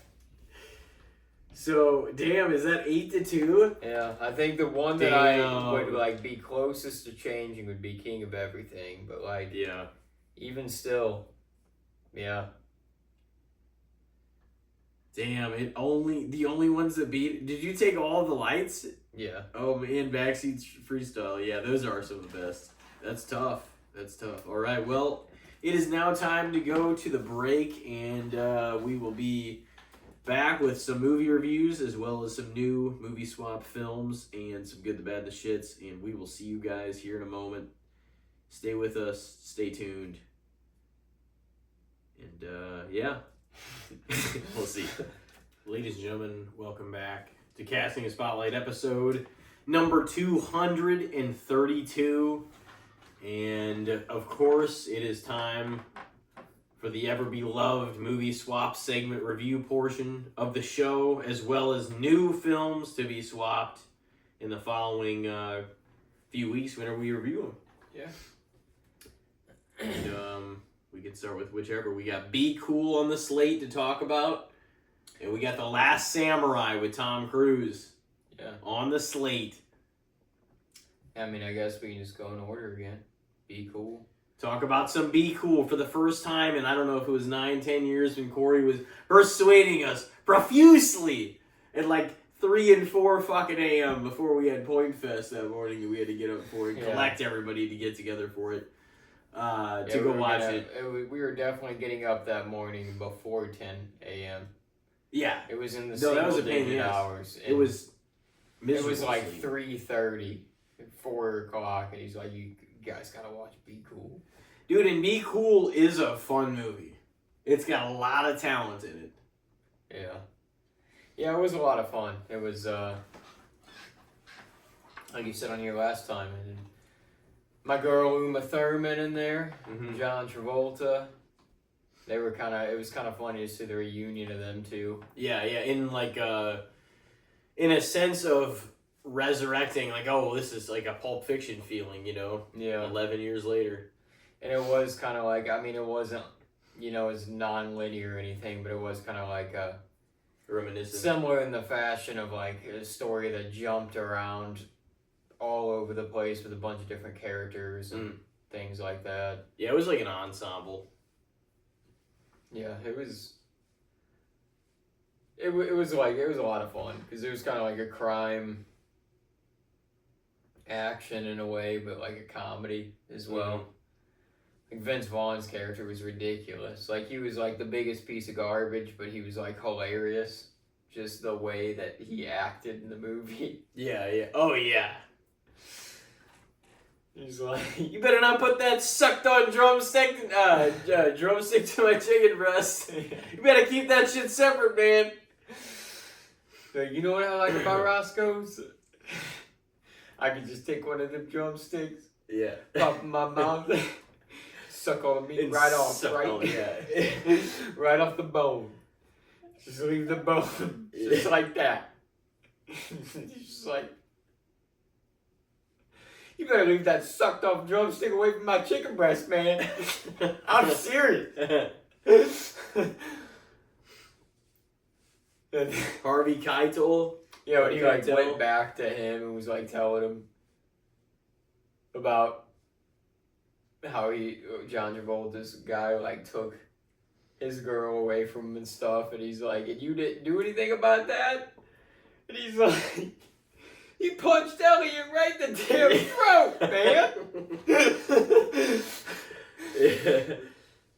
And then he said some stuff about that. Oh shit. Yeah, his character was pretty ridiculous because he was like, Rock. I mean, just them two in Oh, yeah. general, like That The was Rock great. and Vince Vaughn. Yeah. They both were like absurd characters in that movie, just from what you expect out of them and like what they normally play. It was like not that for either of them. So Yeah, it was yeah. kind of hilarious. Yeah, especially like Vince Vaughn is like his character is like thought he was a pimp or thought he was like way cooler than he was actually. Yeah, The Rock was like a closeted, flamboyant, like gay guy trying to make it in Hollywood, but he was like a bodyguard. Just a strange like casting in general. Like Steven hey. Tyler, man. He's Yeah. not one of those singers that shows up in movies. Yeah, Nick always thought that part was fucking hilarious. Yeah, I mean that's his kind of thing. He loves it. Loves it. But yeah, that is kind of hilarious that not only did Steven Tyler like appear in the movie, he was like kind of a big part really within the movie. You don't see Linda that Moon, a lot. Christina Milan fucking performed with him in the movie. Yeah, And that was pretty sick. yeah, it was cool. It was a good performance too. It was kind of Yeah. like one of those performances within the movie. I thought fucking Cedric the Entertainer shined in it too. Yeah, It's- that like speech in the office was just great. I always think about that shit. Speech over racism and stuff. Yeah, Yeah, where he's just like how talking about like black culture's influence The every influence, level yeah. of American culture and stuff too, and he's like to a basic sense of cool. He's like, I used to remember quite a bit of his speech, but it's like you should go. people like you should who just look desecrate at me yeah, and say, thank you, man. and Be go on about your way. yeah, about your day. But apparently, you are incapable of doing that. So, and then he just, it's people like you who desecrate things they don't understand. When the truth is, you should say thank you, man, and go on about your day.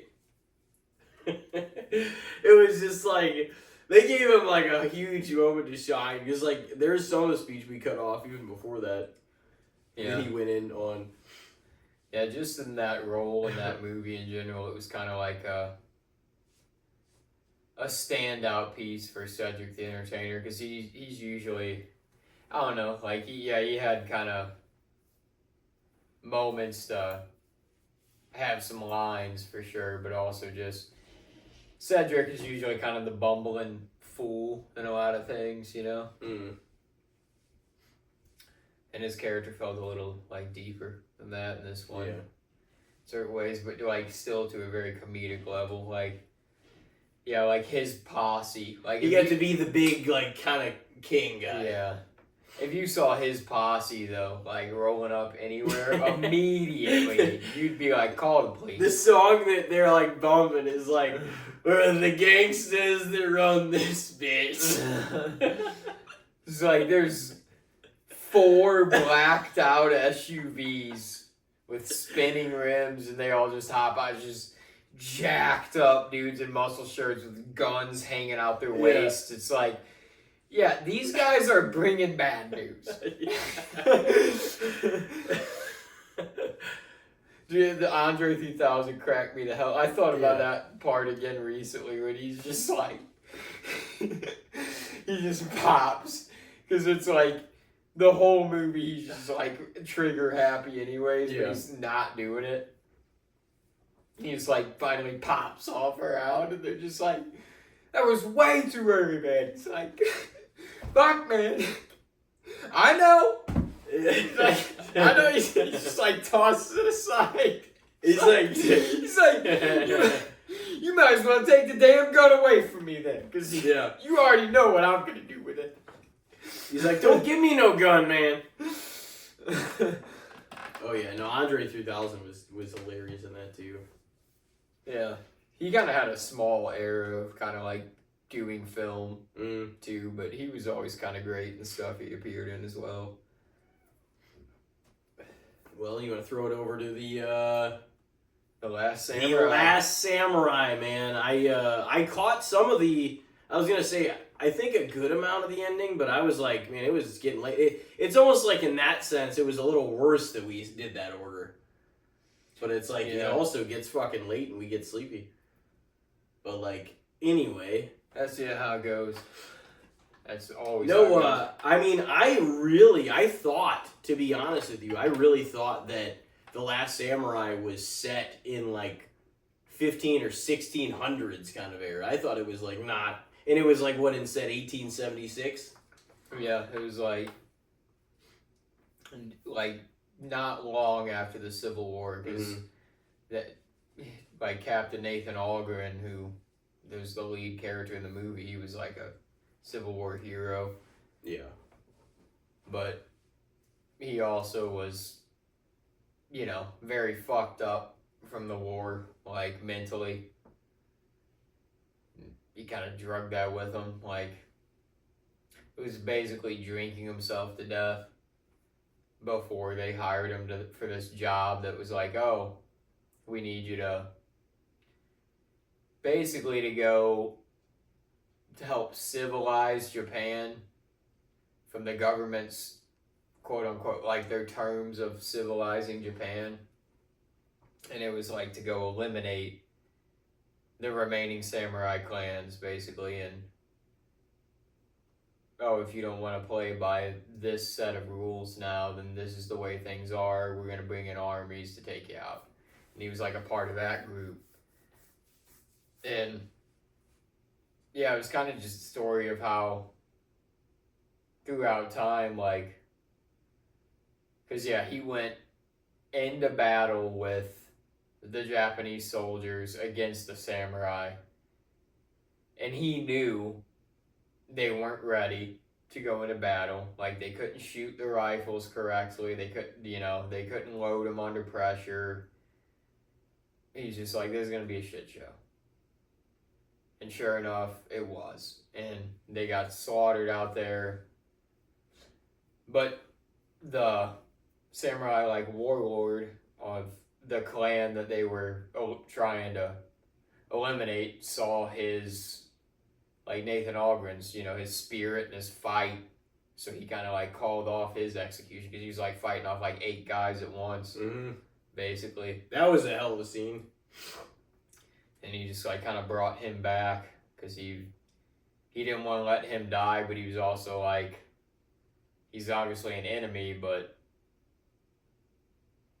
this guy's too powerful, too much of a resource, and he was like too curious and interested by him to just let them kind of kill. Especially once the one guy called him like, he's mine, and then went to kill him, and he like found a way out of nothing to still kill that guy. Yeah. He was like, okay, bring him in. And yeah, just throughout like his time living within the clan and seeing their way of life and studying them and them teaching him their way of life and him kind of like teaching the warlord like his way of life and modern, you know, warfare and things of that nature and different cultured, you know, things. Like he came to really respect their way and how they did things. Like originally he thought they were kind of like savages and monsters and because the way like, and that's kind of the like always been the curious and interesting thing about samurai is they're like they're scared of death like all living beings are, but like they're like accepting of it in like a whole other sense. Like they're just like any day they're just like, oh well, this could be it. Like there's certain, like in the show Shogun, there's like multiple ranks and levels of like the samurai lords and just like the inner fighting within them and like the fighting within the clans and everything like that. Like everything was so on edge every day that like they would literally rewrite their will like every morning because they're like, okay, well, this could be the day that it happens. Yeah. So if they want to change their mind. So it's just like they had a whole other sense to it, and the same, you know, like that seppuku was a thing that the samurais really did, where it was like either they aged out and they were sick and they were in pain and they weren't the warrior they once were, and life wasn't what it once was anymore, and they'd commit seppuku and gut themselves basically. And like it, and there was other reasons for doing it, you know, there's different reasons why it happened and different reasons why they carried it out, but like that was seen as a thing of like somewhat of like honor. Like I'm going out on my own volition and ending it and deciding this is the moment. Yeah. You know? And the same thing with battle, like it was honor to die in battle. If you were to get slaughtered in battle, it's like that was it was that dishonorable was to be like death. captured. Yeah. In a lot of the old Japanese culture. That's what I mean. Yeah, they were like it's Prideful really people. It's really weird because like they're especially old Japanese cultures. It really is the yin and the yang, like because part of it is that they were so battle hardy and like fucking warriors, but they were also known for, you know, Buddhism and like being like knowing a sense of inner peace within themselves, and like part of that was probably the reason why they were so accepting of their death was the inner peace within themselves. Like just Did it was time. Is the yin and the yang of it. Like, oh, they're strong warriors, but they also are like peaceful, mindful beings, you know, especially within that culture, like the samurai. I mean, don't get me wrong, like in the 15 and 1600s, they ruled, it was like brutal as fuck because they were trying to take over territory because Japan was just a bunch of islands, and every warlord and their clan and the territory they own, they just tried to expand that. So it was like, it was just constant, okay, well, we'll fucking come in here and slaughter this whole fucking village of people and take this spot of land and just keep moving in.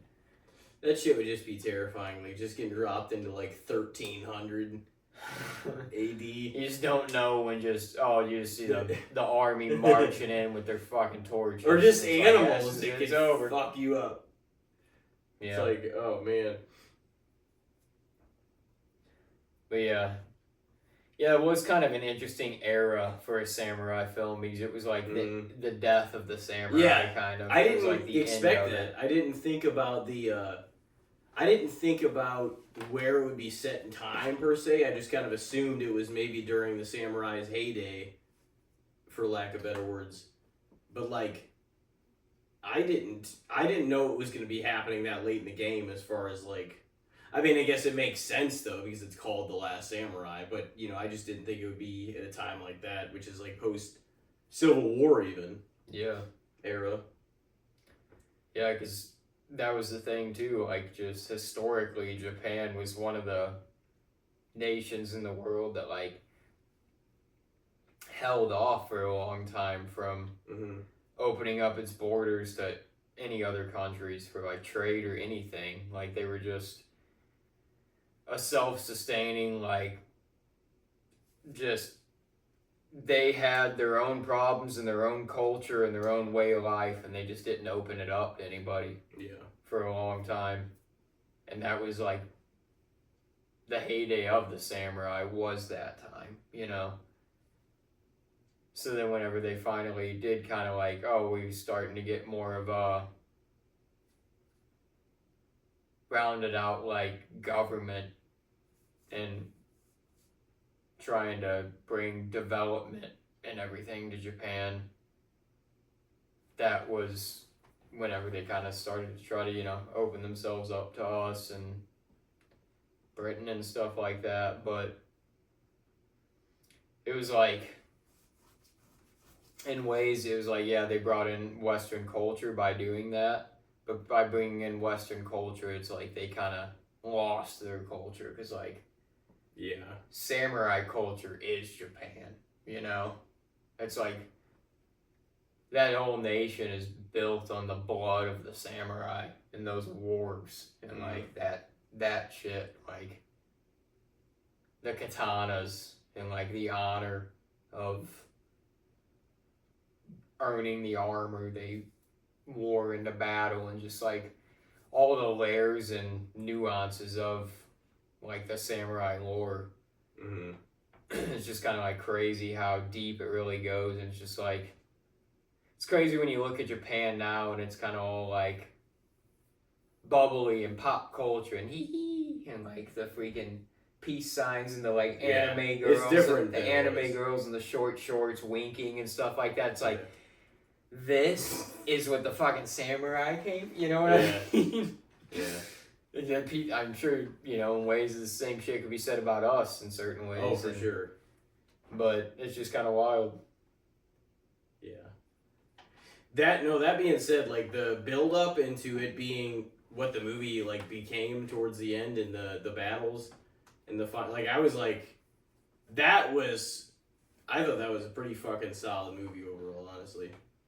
Yeah, it was it was a well told story. Yeah, I would put it definitely probably in the upper echelon of like some of the ones you've shown me. I mean, there's obviously some others that I've really liked as well, but like that, like I kind of knew, I was like, that was one that eluded me that I really had never actually sat down and watched all of. Once again, it could have been one of those ones, oh, it's on FX or TNT, I'm gonna flip it on for a second. Yeah. But I didn't actually sit down like to watch it, you know. But it's kind of like cool because it's a fiction, but it's like a historical piece too, and there is kind of a lot of historical truths within it too. So that's kind of neat about it as well. It's like such a bummer though at the end too, like whenever they are kind of getting, it's like whenever you know the finalization of, you know, because the battle's like, they're gung-ho and they really do bring it to this civilized army that's trying to like come in and take the samurai way of life. They really like do a number on the army, but like whenever the army starts pulling out turret guns and things where they're like certain kinds of weaponry that it's just like, this is a modern advancement that no matter how much of a badass you are fighting hand to hand or with that sword, you can't fucking, there's nothing you can do. Bullets going through you. The time has passed. Yeah. You know? Yeah.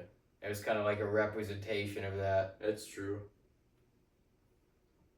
Yeah, man. The swords are cool, but like, man, bullets coming your way, it's gonna be nasty. Yeah, it's like, don't get me wrong, you're still a bad motherfucker if you're a bad son of a bitch with that sword. With like a katana and a hand-on-hand situation. Yeah. That's fucking impressive as hell. But like, if you're charging over a hill on a horse and somebody's just unloading a turret gun, it don't fucking matter. Yeah. That shit was brutal. Just it sprays, just. Yeah. There's nothing you can really do to match that. No. Besides shoot the guy that's fucking shooting the thing. That's about the only thing you can do. You have a chance. Well, you want to give each other the next movies here? Yep, I'm down. Alrighty. Do you want to go first? Or you want me to? I can throw yours out if you want. Alright. Well, let's do it here. It has eluded us for a minute here, and I saw this in theaters back this past fall. The movie Nuremberg.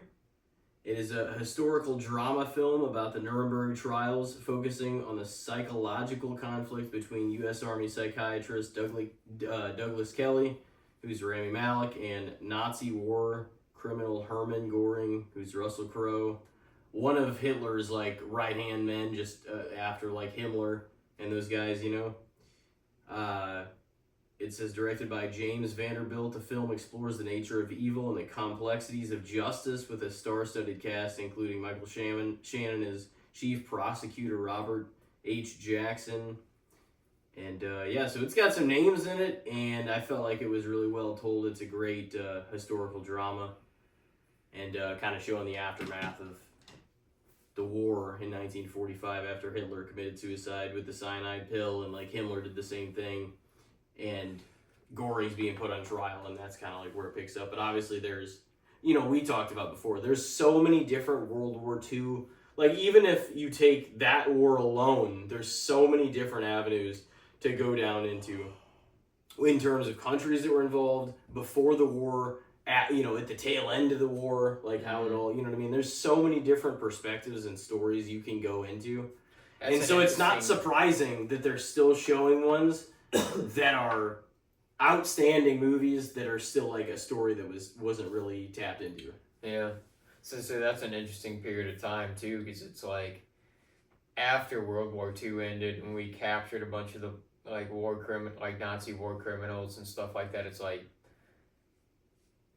killed a bunch, put a bunch on trial, but also the CIA secretly put some into American programs, like they became NASA scientists and like shit like that. Like they worked on the space program and shit. Like it's just kind of wild when you really think about. It's like some of those guys that. I mean, you never know what the way of life was and what their circumstance was and what they were forced to do. They were there when that was going on. It was probably like adhere to doing this for us and helping us, or we'll kill you. Yeah, who knows? But like even still, it's kind of crazy to think like, yeah, these people were like working on shit that were basically like eugenics and like changing civilization and like taking over mankind and shit like that. And we were like, well, you're smart as fuck, though. Like, come on in here and work on our space program. You know? I mean, there are still people that think that, you know, with the, like, whenever it was, I mean, I guess it kind of still is because they have a dictator, but it's like the whole communist Russia regime and everything after World War II. They're like, how can we, you know, kind of just start destroying America from the inside? And there's people that actually think, like, oh, there's been some people from Russia that were, like, brought over and raised within the system to, like, try to get their ideas over here and, like, infiltrate it from, like, the ground up, like, become college professors and do all the things that I'm like, and that's a theory because look at what's happened. I just feel like Russia's always been, like, even when they were our allies in World War II, it's like the relationship wasn't great. It was just, Like, it was to stop the other ones, you know? It wasn't. yeah, and like, whenever we, you know, started signing the treaties and, like, we met with the UK and Russia to, and, like, that Potsdam conference or whatever to kind of, like, map out whatever, okay, this is how we're gonna divide land up within, you know, what was taken by Germany, and like, of course, immediately Russia was like, okay, well, we're gonna take this, and they, like, got in the middle of us and then, like, fenced their whole shit off. So it was like, okay, well, you guys you can't pass through our shit. It's like, why are you like this? You're just trying to cause problems, dude. They landed people here, man. They were raised in the system. They started out like oh man. That would almost be crazy if that was what happened. Of course, it would almost be like an Order 66 plan. It's like, all right, make it slow. Raise them, change their ideals, their values, and corrupt it from within. Maybe. I don't know. I mean, hey, it would be on par with what's going on. It definitely took like 70 fucking 80 years, but they would have gotten it through. So, but anyway, yeah, Nuremberg. And I've been wanting to throw that one out here for a little while. Still only watched it in theaters. That was the only time. So it'll be fun to watch it again. Yeah, that sounds like an interesting one. I'm sure I'll enjoy it. I like that historical stuff anyways, learning about it, so.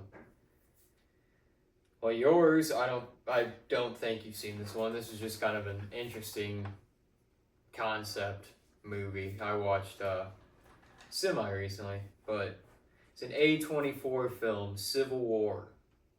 Okay. Came out a couple years ago, and it's a civil war, but it's modern. Yeah.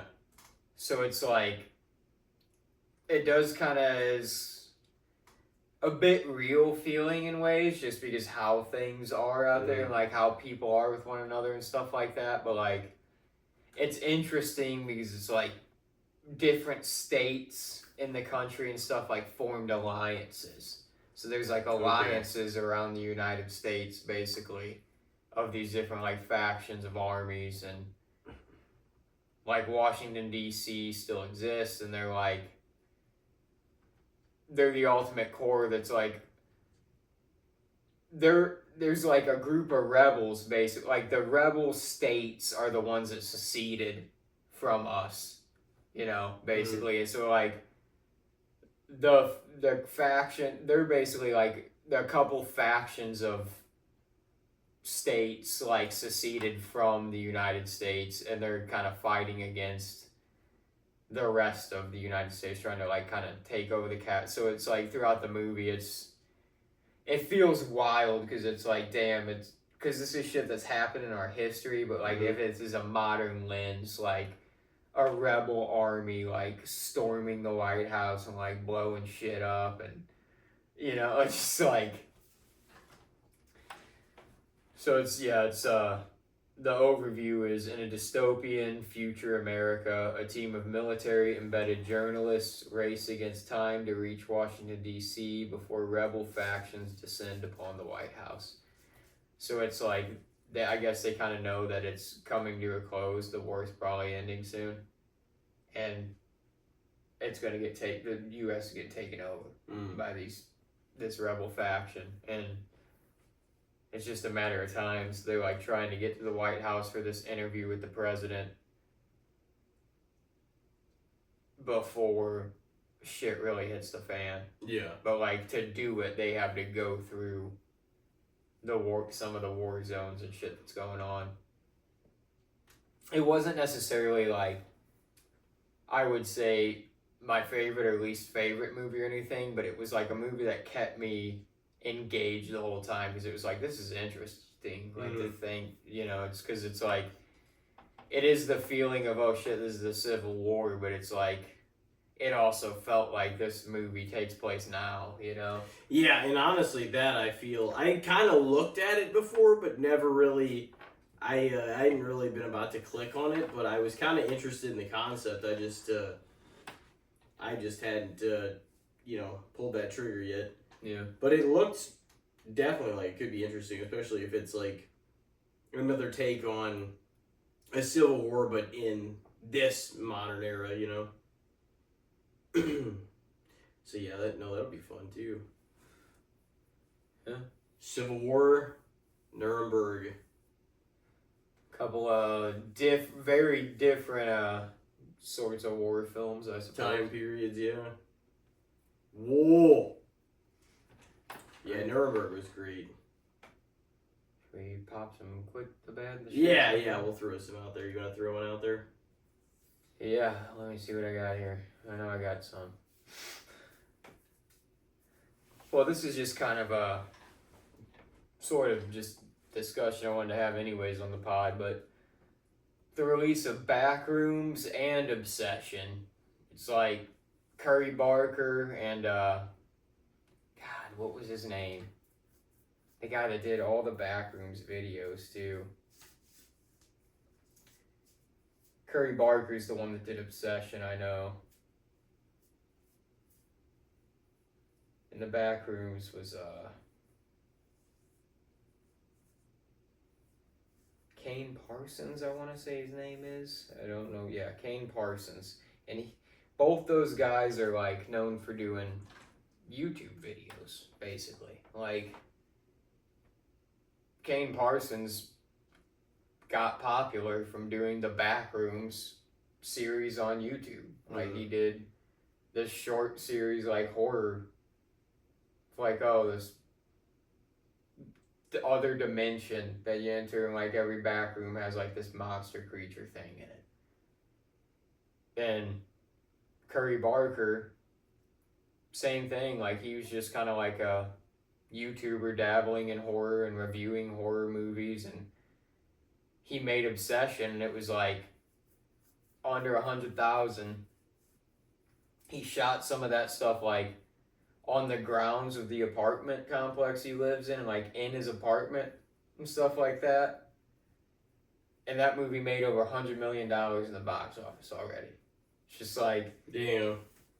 There's some of these, it's just, it feels like recently, like, I guess just the overall take would be like YouTubers killing it in the horror genre. Just like this uprising of it kind of starting to happen, because there was also Chris Stuckman, who did, I think it was Shelby Oaks last year, and he was a YouTuber.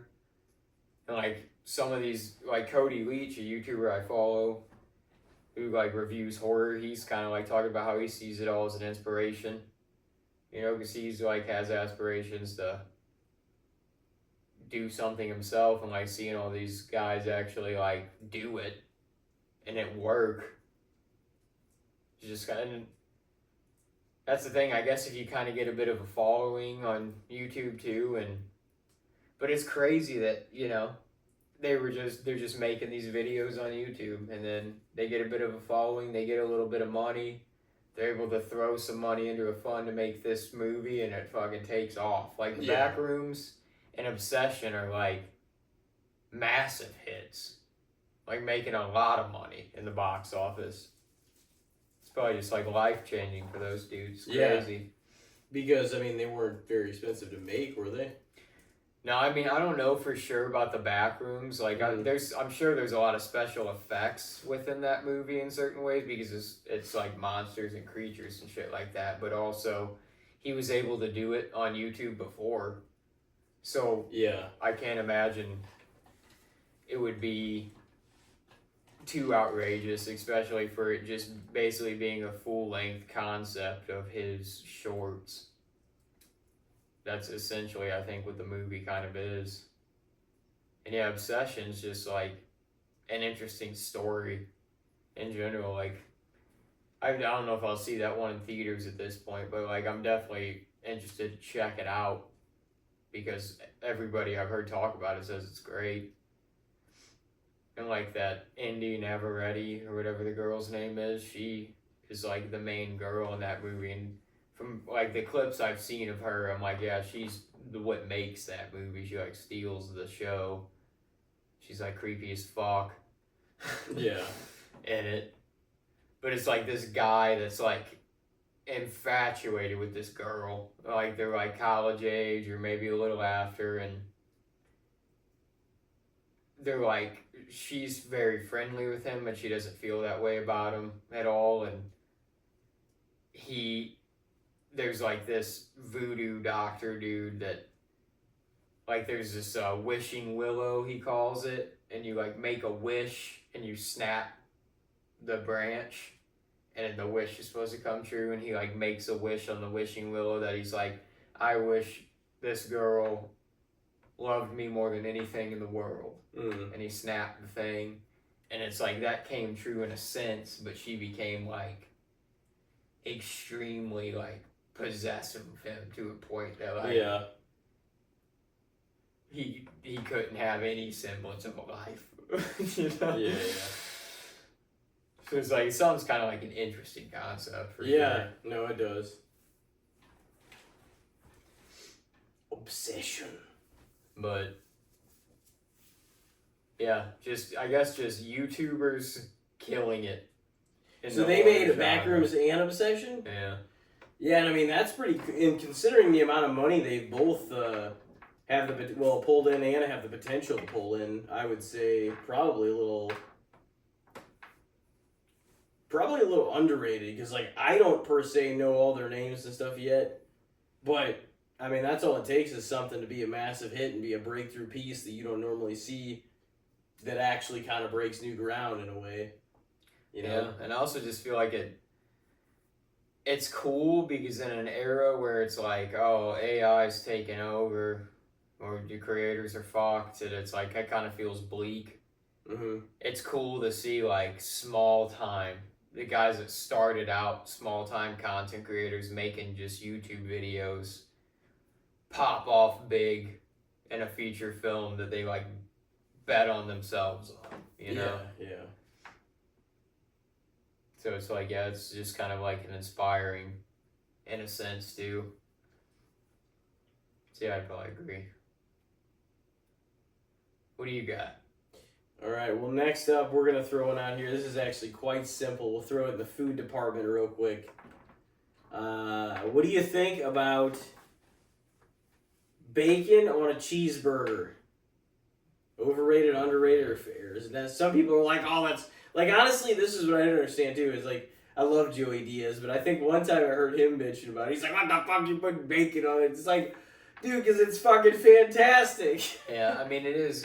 I don't know, like, I guess the argument would be, oh, that's a fuckload of meat on one thing. But that sounds like, fantastic. Dude, yeah, bacon on a burger is so damn good.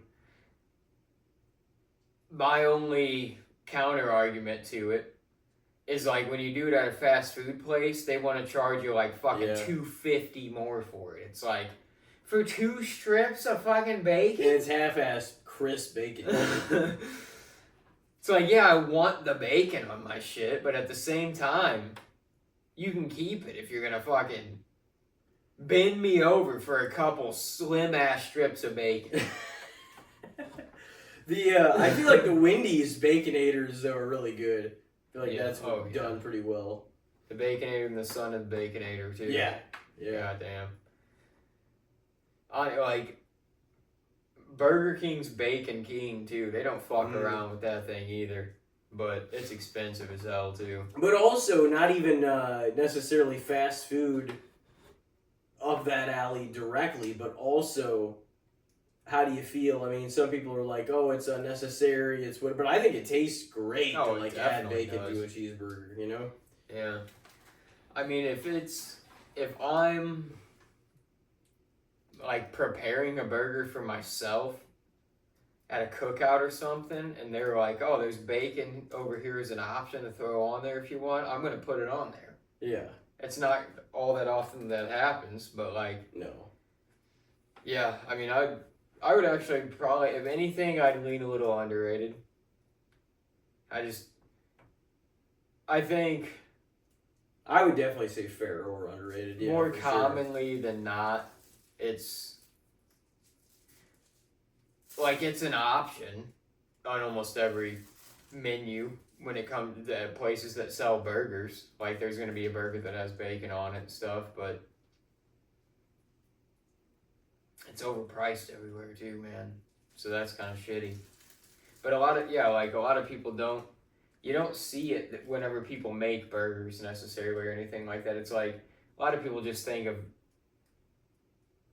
a burger. If anything, we're adding some cheese and some ketchup, some lettuce and tomato, maybe.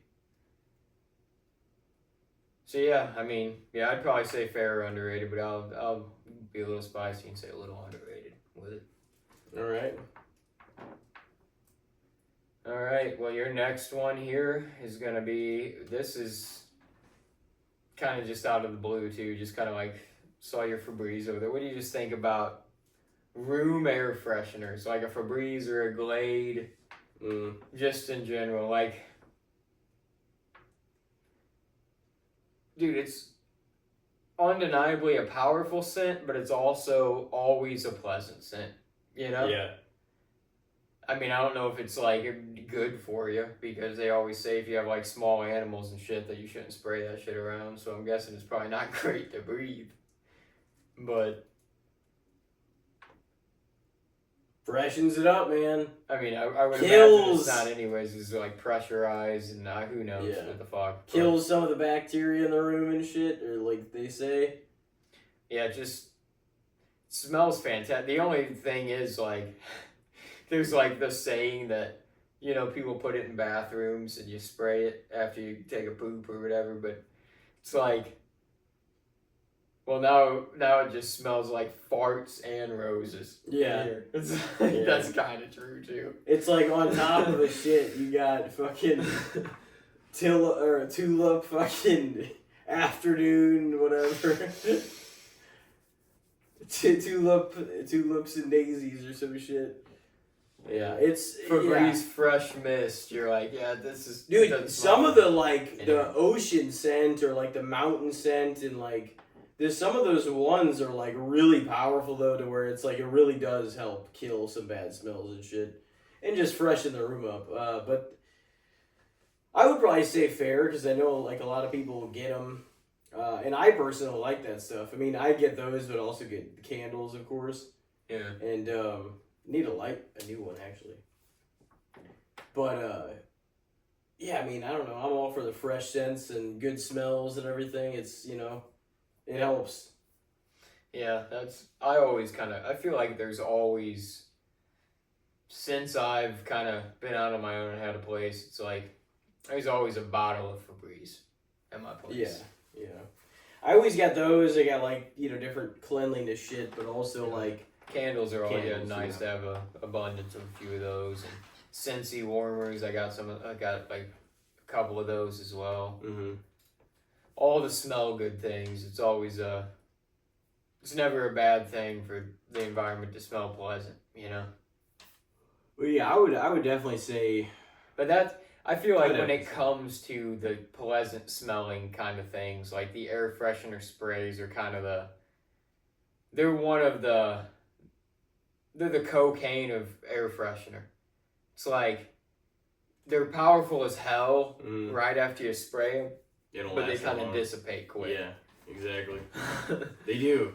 And it smells great. Like, it's a great pretty quick cover up for, oh man, it was smelling like we were farting in here or whatever.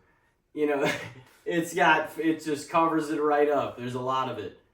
But then, like, yeah, it kind of goes away after a little bit, for sure. I feel that way, too. And what do you got? So Febreze, yeah, I think I went with underrated for that one. I mean, maybe lean to, or no, I said fair, but I would even gravitate more towards underrated than overrated. But I mean, you know, I enjoy the pleasant smells. The when it works, it's fantastic. You know, they cornered the market on that shit too for Febreze. Like, yeah, Glade tried for a while. Yeah, remember that Oust? Like, there was the ones where it was powerful as hell, where there came in like a cylinder and you'd spray it and it was like. Yeah, like, there's other ones. Oust. But yeah, they definitely kind of did. They came in and they're like, oh, now they've got an enormous amount of new scents all the time. Yeah, it's insane. All right, my last one here. What do you think about job interviews? The task, I guess, being performed. I don't know if you want to look at it from it itself being performed, like interviewing people. You know, you got to figure out who your workers are going to be some way or another. But also, obviously, you've been on the other end of that, the receiving end of being asked the questions and having to answer. Yeah. And, yeah, I mean, what do you think in general? Like, this is one I was like, oh, man, I've never even thought to throw this out, but why not? I mean, personally, it's funny because a handful of jobs that I've gotten, like, yeah, I've had interviews for them, but it almost felt like it was, like, laid back, and they're like, oh, yeah, this guy seems chill, we'll hire him. But, yeah, I've never had, like, a bad interview, you know? I've had 5 or 6 job interviews, and none of them, they've all went well, you know? But, I mean, I would overall probably say it's fair, because it's like,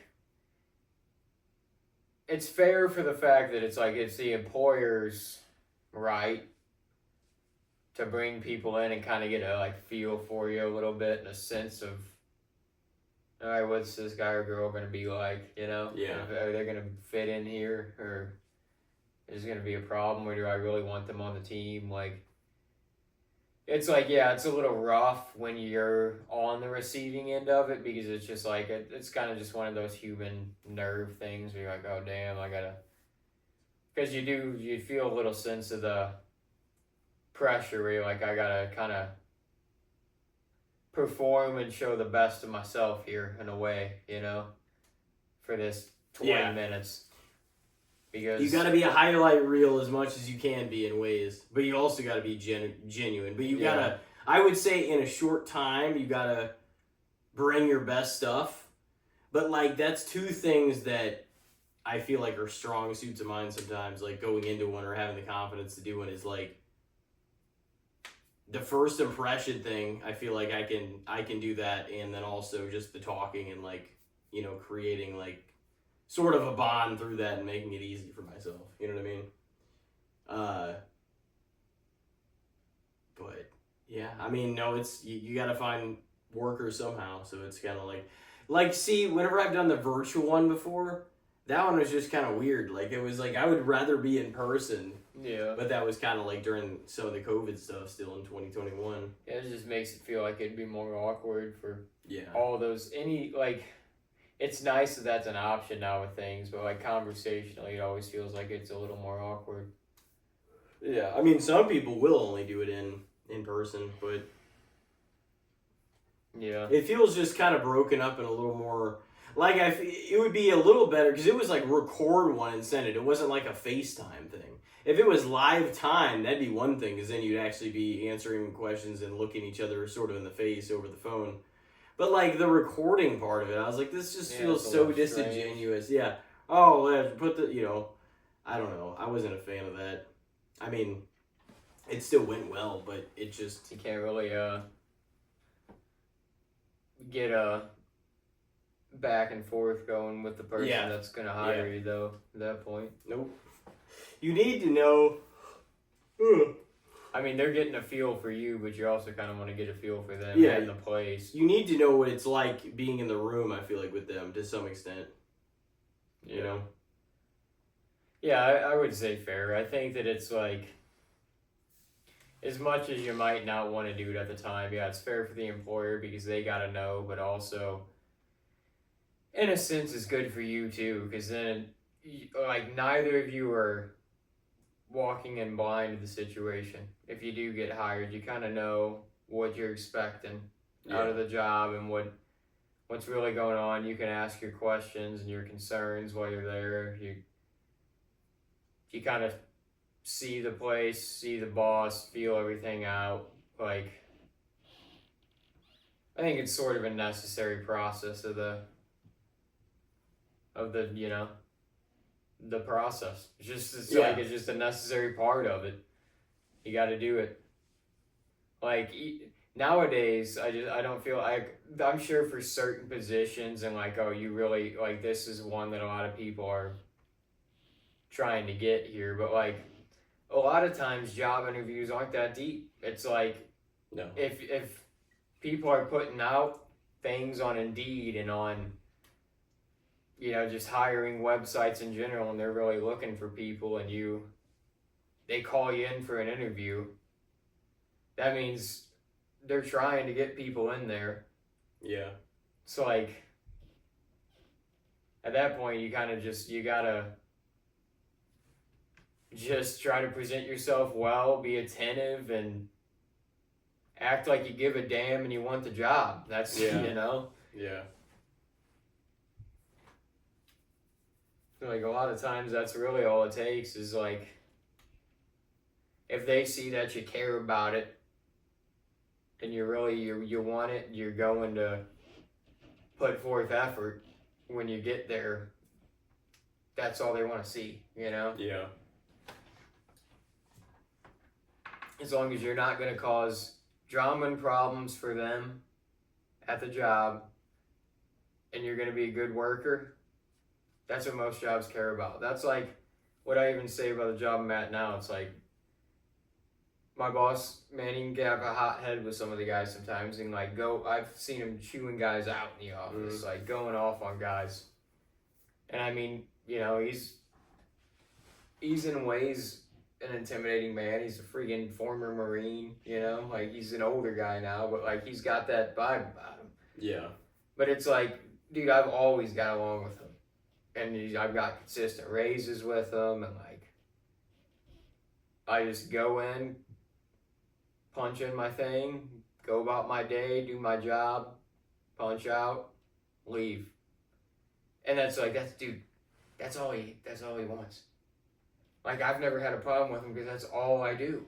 I come in, I keep my head down, I clock in, I do my job. I show up and I do my job. That's literally it. That's all you gotta do.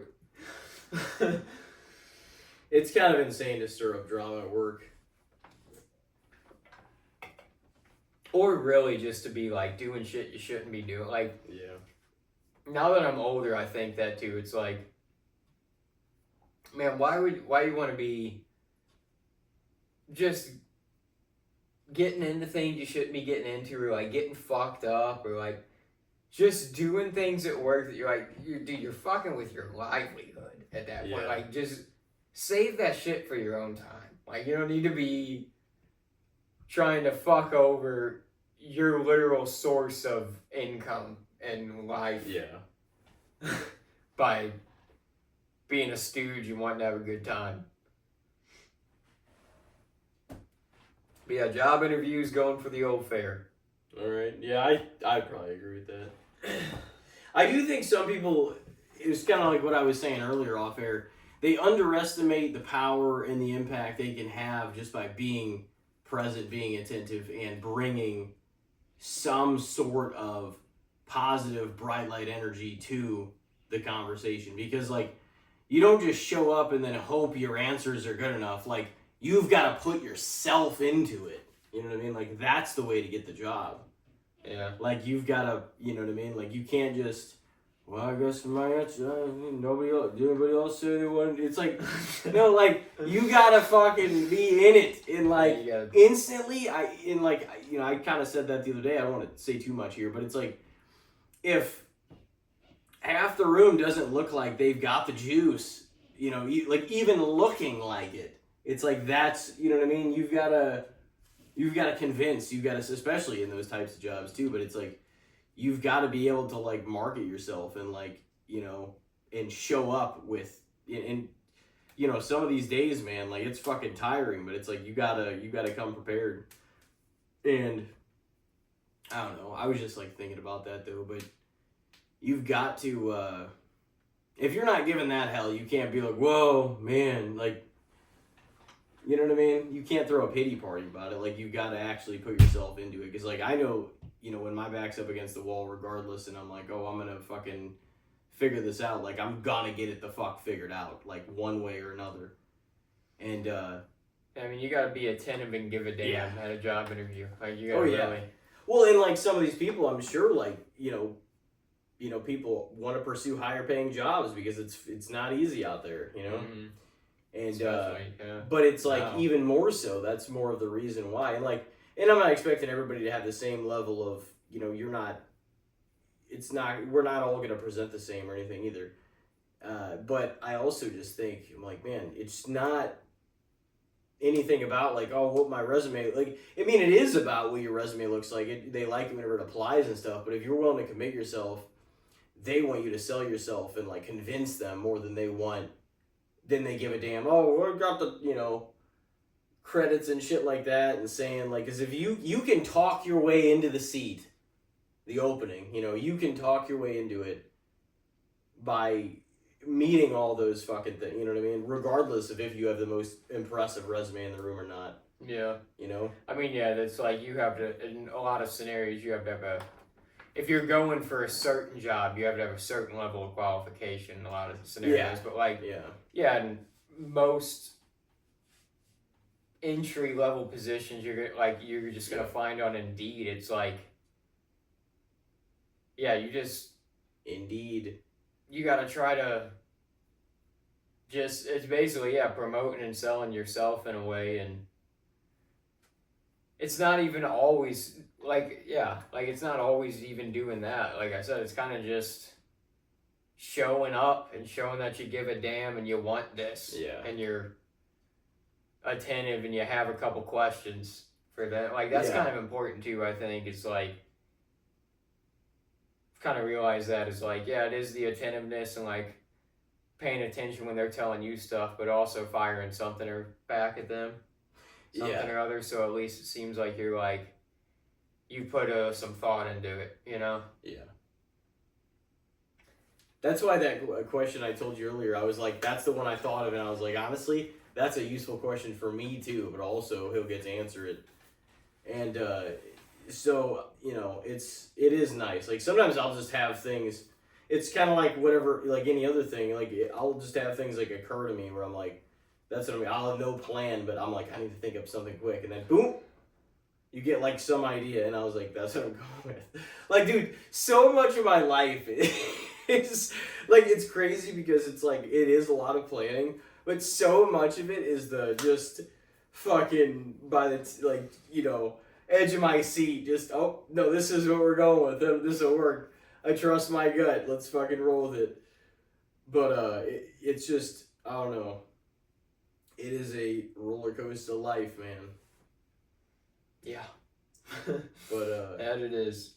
But yeah, I thought that would be an interesting one because it's I don't really know how they're seen, you know what I mean? So, but I do think a lot of people realize what we just said, and that's, you got to go through the process regardless. Like there's no way around it. You know, it's like the boss or the big boss or whoever's not going to give a fuck that you're, well, my anxiety, I can't, and I'm not saying, you know, you don't have, but it's just like at a certain point, you got to fucking go in there and face the person and get the job done. You know what I mean? Yeah. You can't fucking, if you expect to be taken seriously, like you got to fucking go in there and perform. I think it was that machine shop actually that was, I was probably gonna get hired at that place before everything shut down, but like that interview had like a moment that was kind of like, it sort of freaked me out because like I was sitting down with these two dudes in this office, and I thought they were kind of like the guys, you know. chatting with them for a little while, and they were like, "All right, man. They're like, we're gonna go get the boss man now, and blah blah blah." And I was just like, I thought these were the guys. Yeah. Now they're getting the guy. What the fuck? Yeah. So like I feel like sometimes they do shit like that in interviews too, where they try to fuck with you, man. Did you kill it? How'd you do with the guy with the big boss? I mean, I think it went good. I talked to him for a while, and he walked me around like the whole shop and like showed me a bunch of different shit and just like different machines and whatnot. Mm. Yeah, I remember like because it was my cousin's like husband that worked there, and he worked there for a while, and he's like, "Oh, they like you, blah blah blah," but then the world fucking took a crazy. tailspin. That's crazy that happened right in that time. I remember that happening though. But I mean, it was one of those places where it's like you didn't start out making a whole lot of money, but you like, you could make a lot more the longer you were there. You know? Yeah. Well, all those it's life though, conversations, man. Job interviews and all those conversations, I'm sure will be continued here soon. And man, next episode's a big one. That's 233. Yeah. So it'll be a bit of a special edition. As John Cena said, it's been a pleasure serving you all these years on here, just having good times and inviting guests and creating moments. Yeah. So it's crazy to think it's been as long as it has, but also it feels like it has been a while that we've been at it at this point. Yeah. Well, and not even just the length, but like the density of the episodes we've especially done in the last 4 years. The amount of people. Had on. And dozens and dozens Yeah. of people in here. And it has been a pleasure having all of them. Everybody, thank you very much. And as we wrap this in, we will wait for a big monumental episode next week. And that should be a great time. But for now, take it easy out there. Have a great week. We appreciate all of you. And we will be seeing you next time. Goodbye.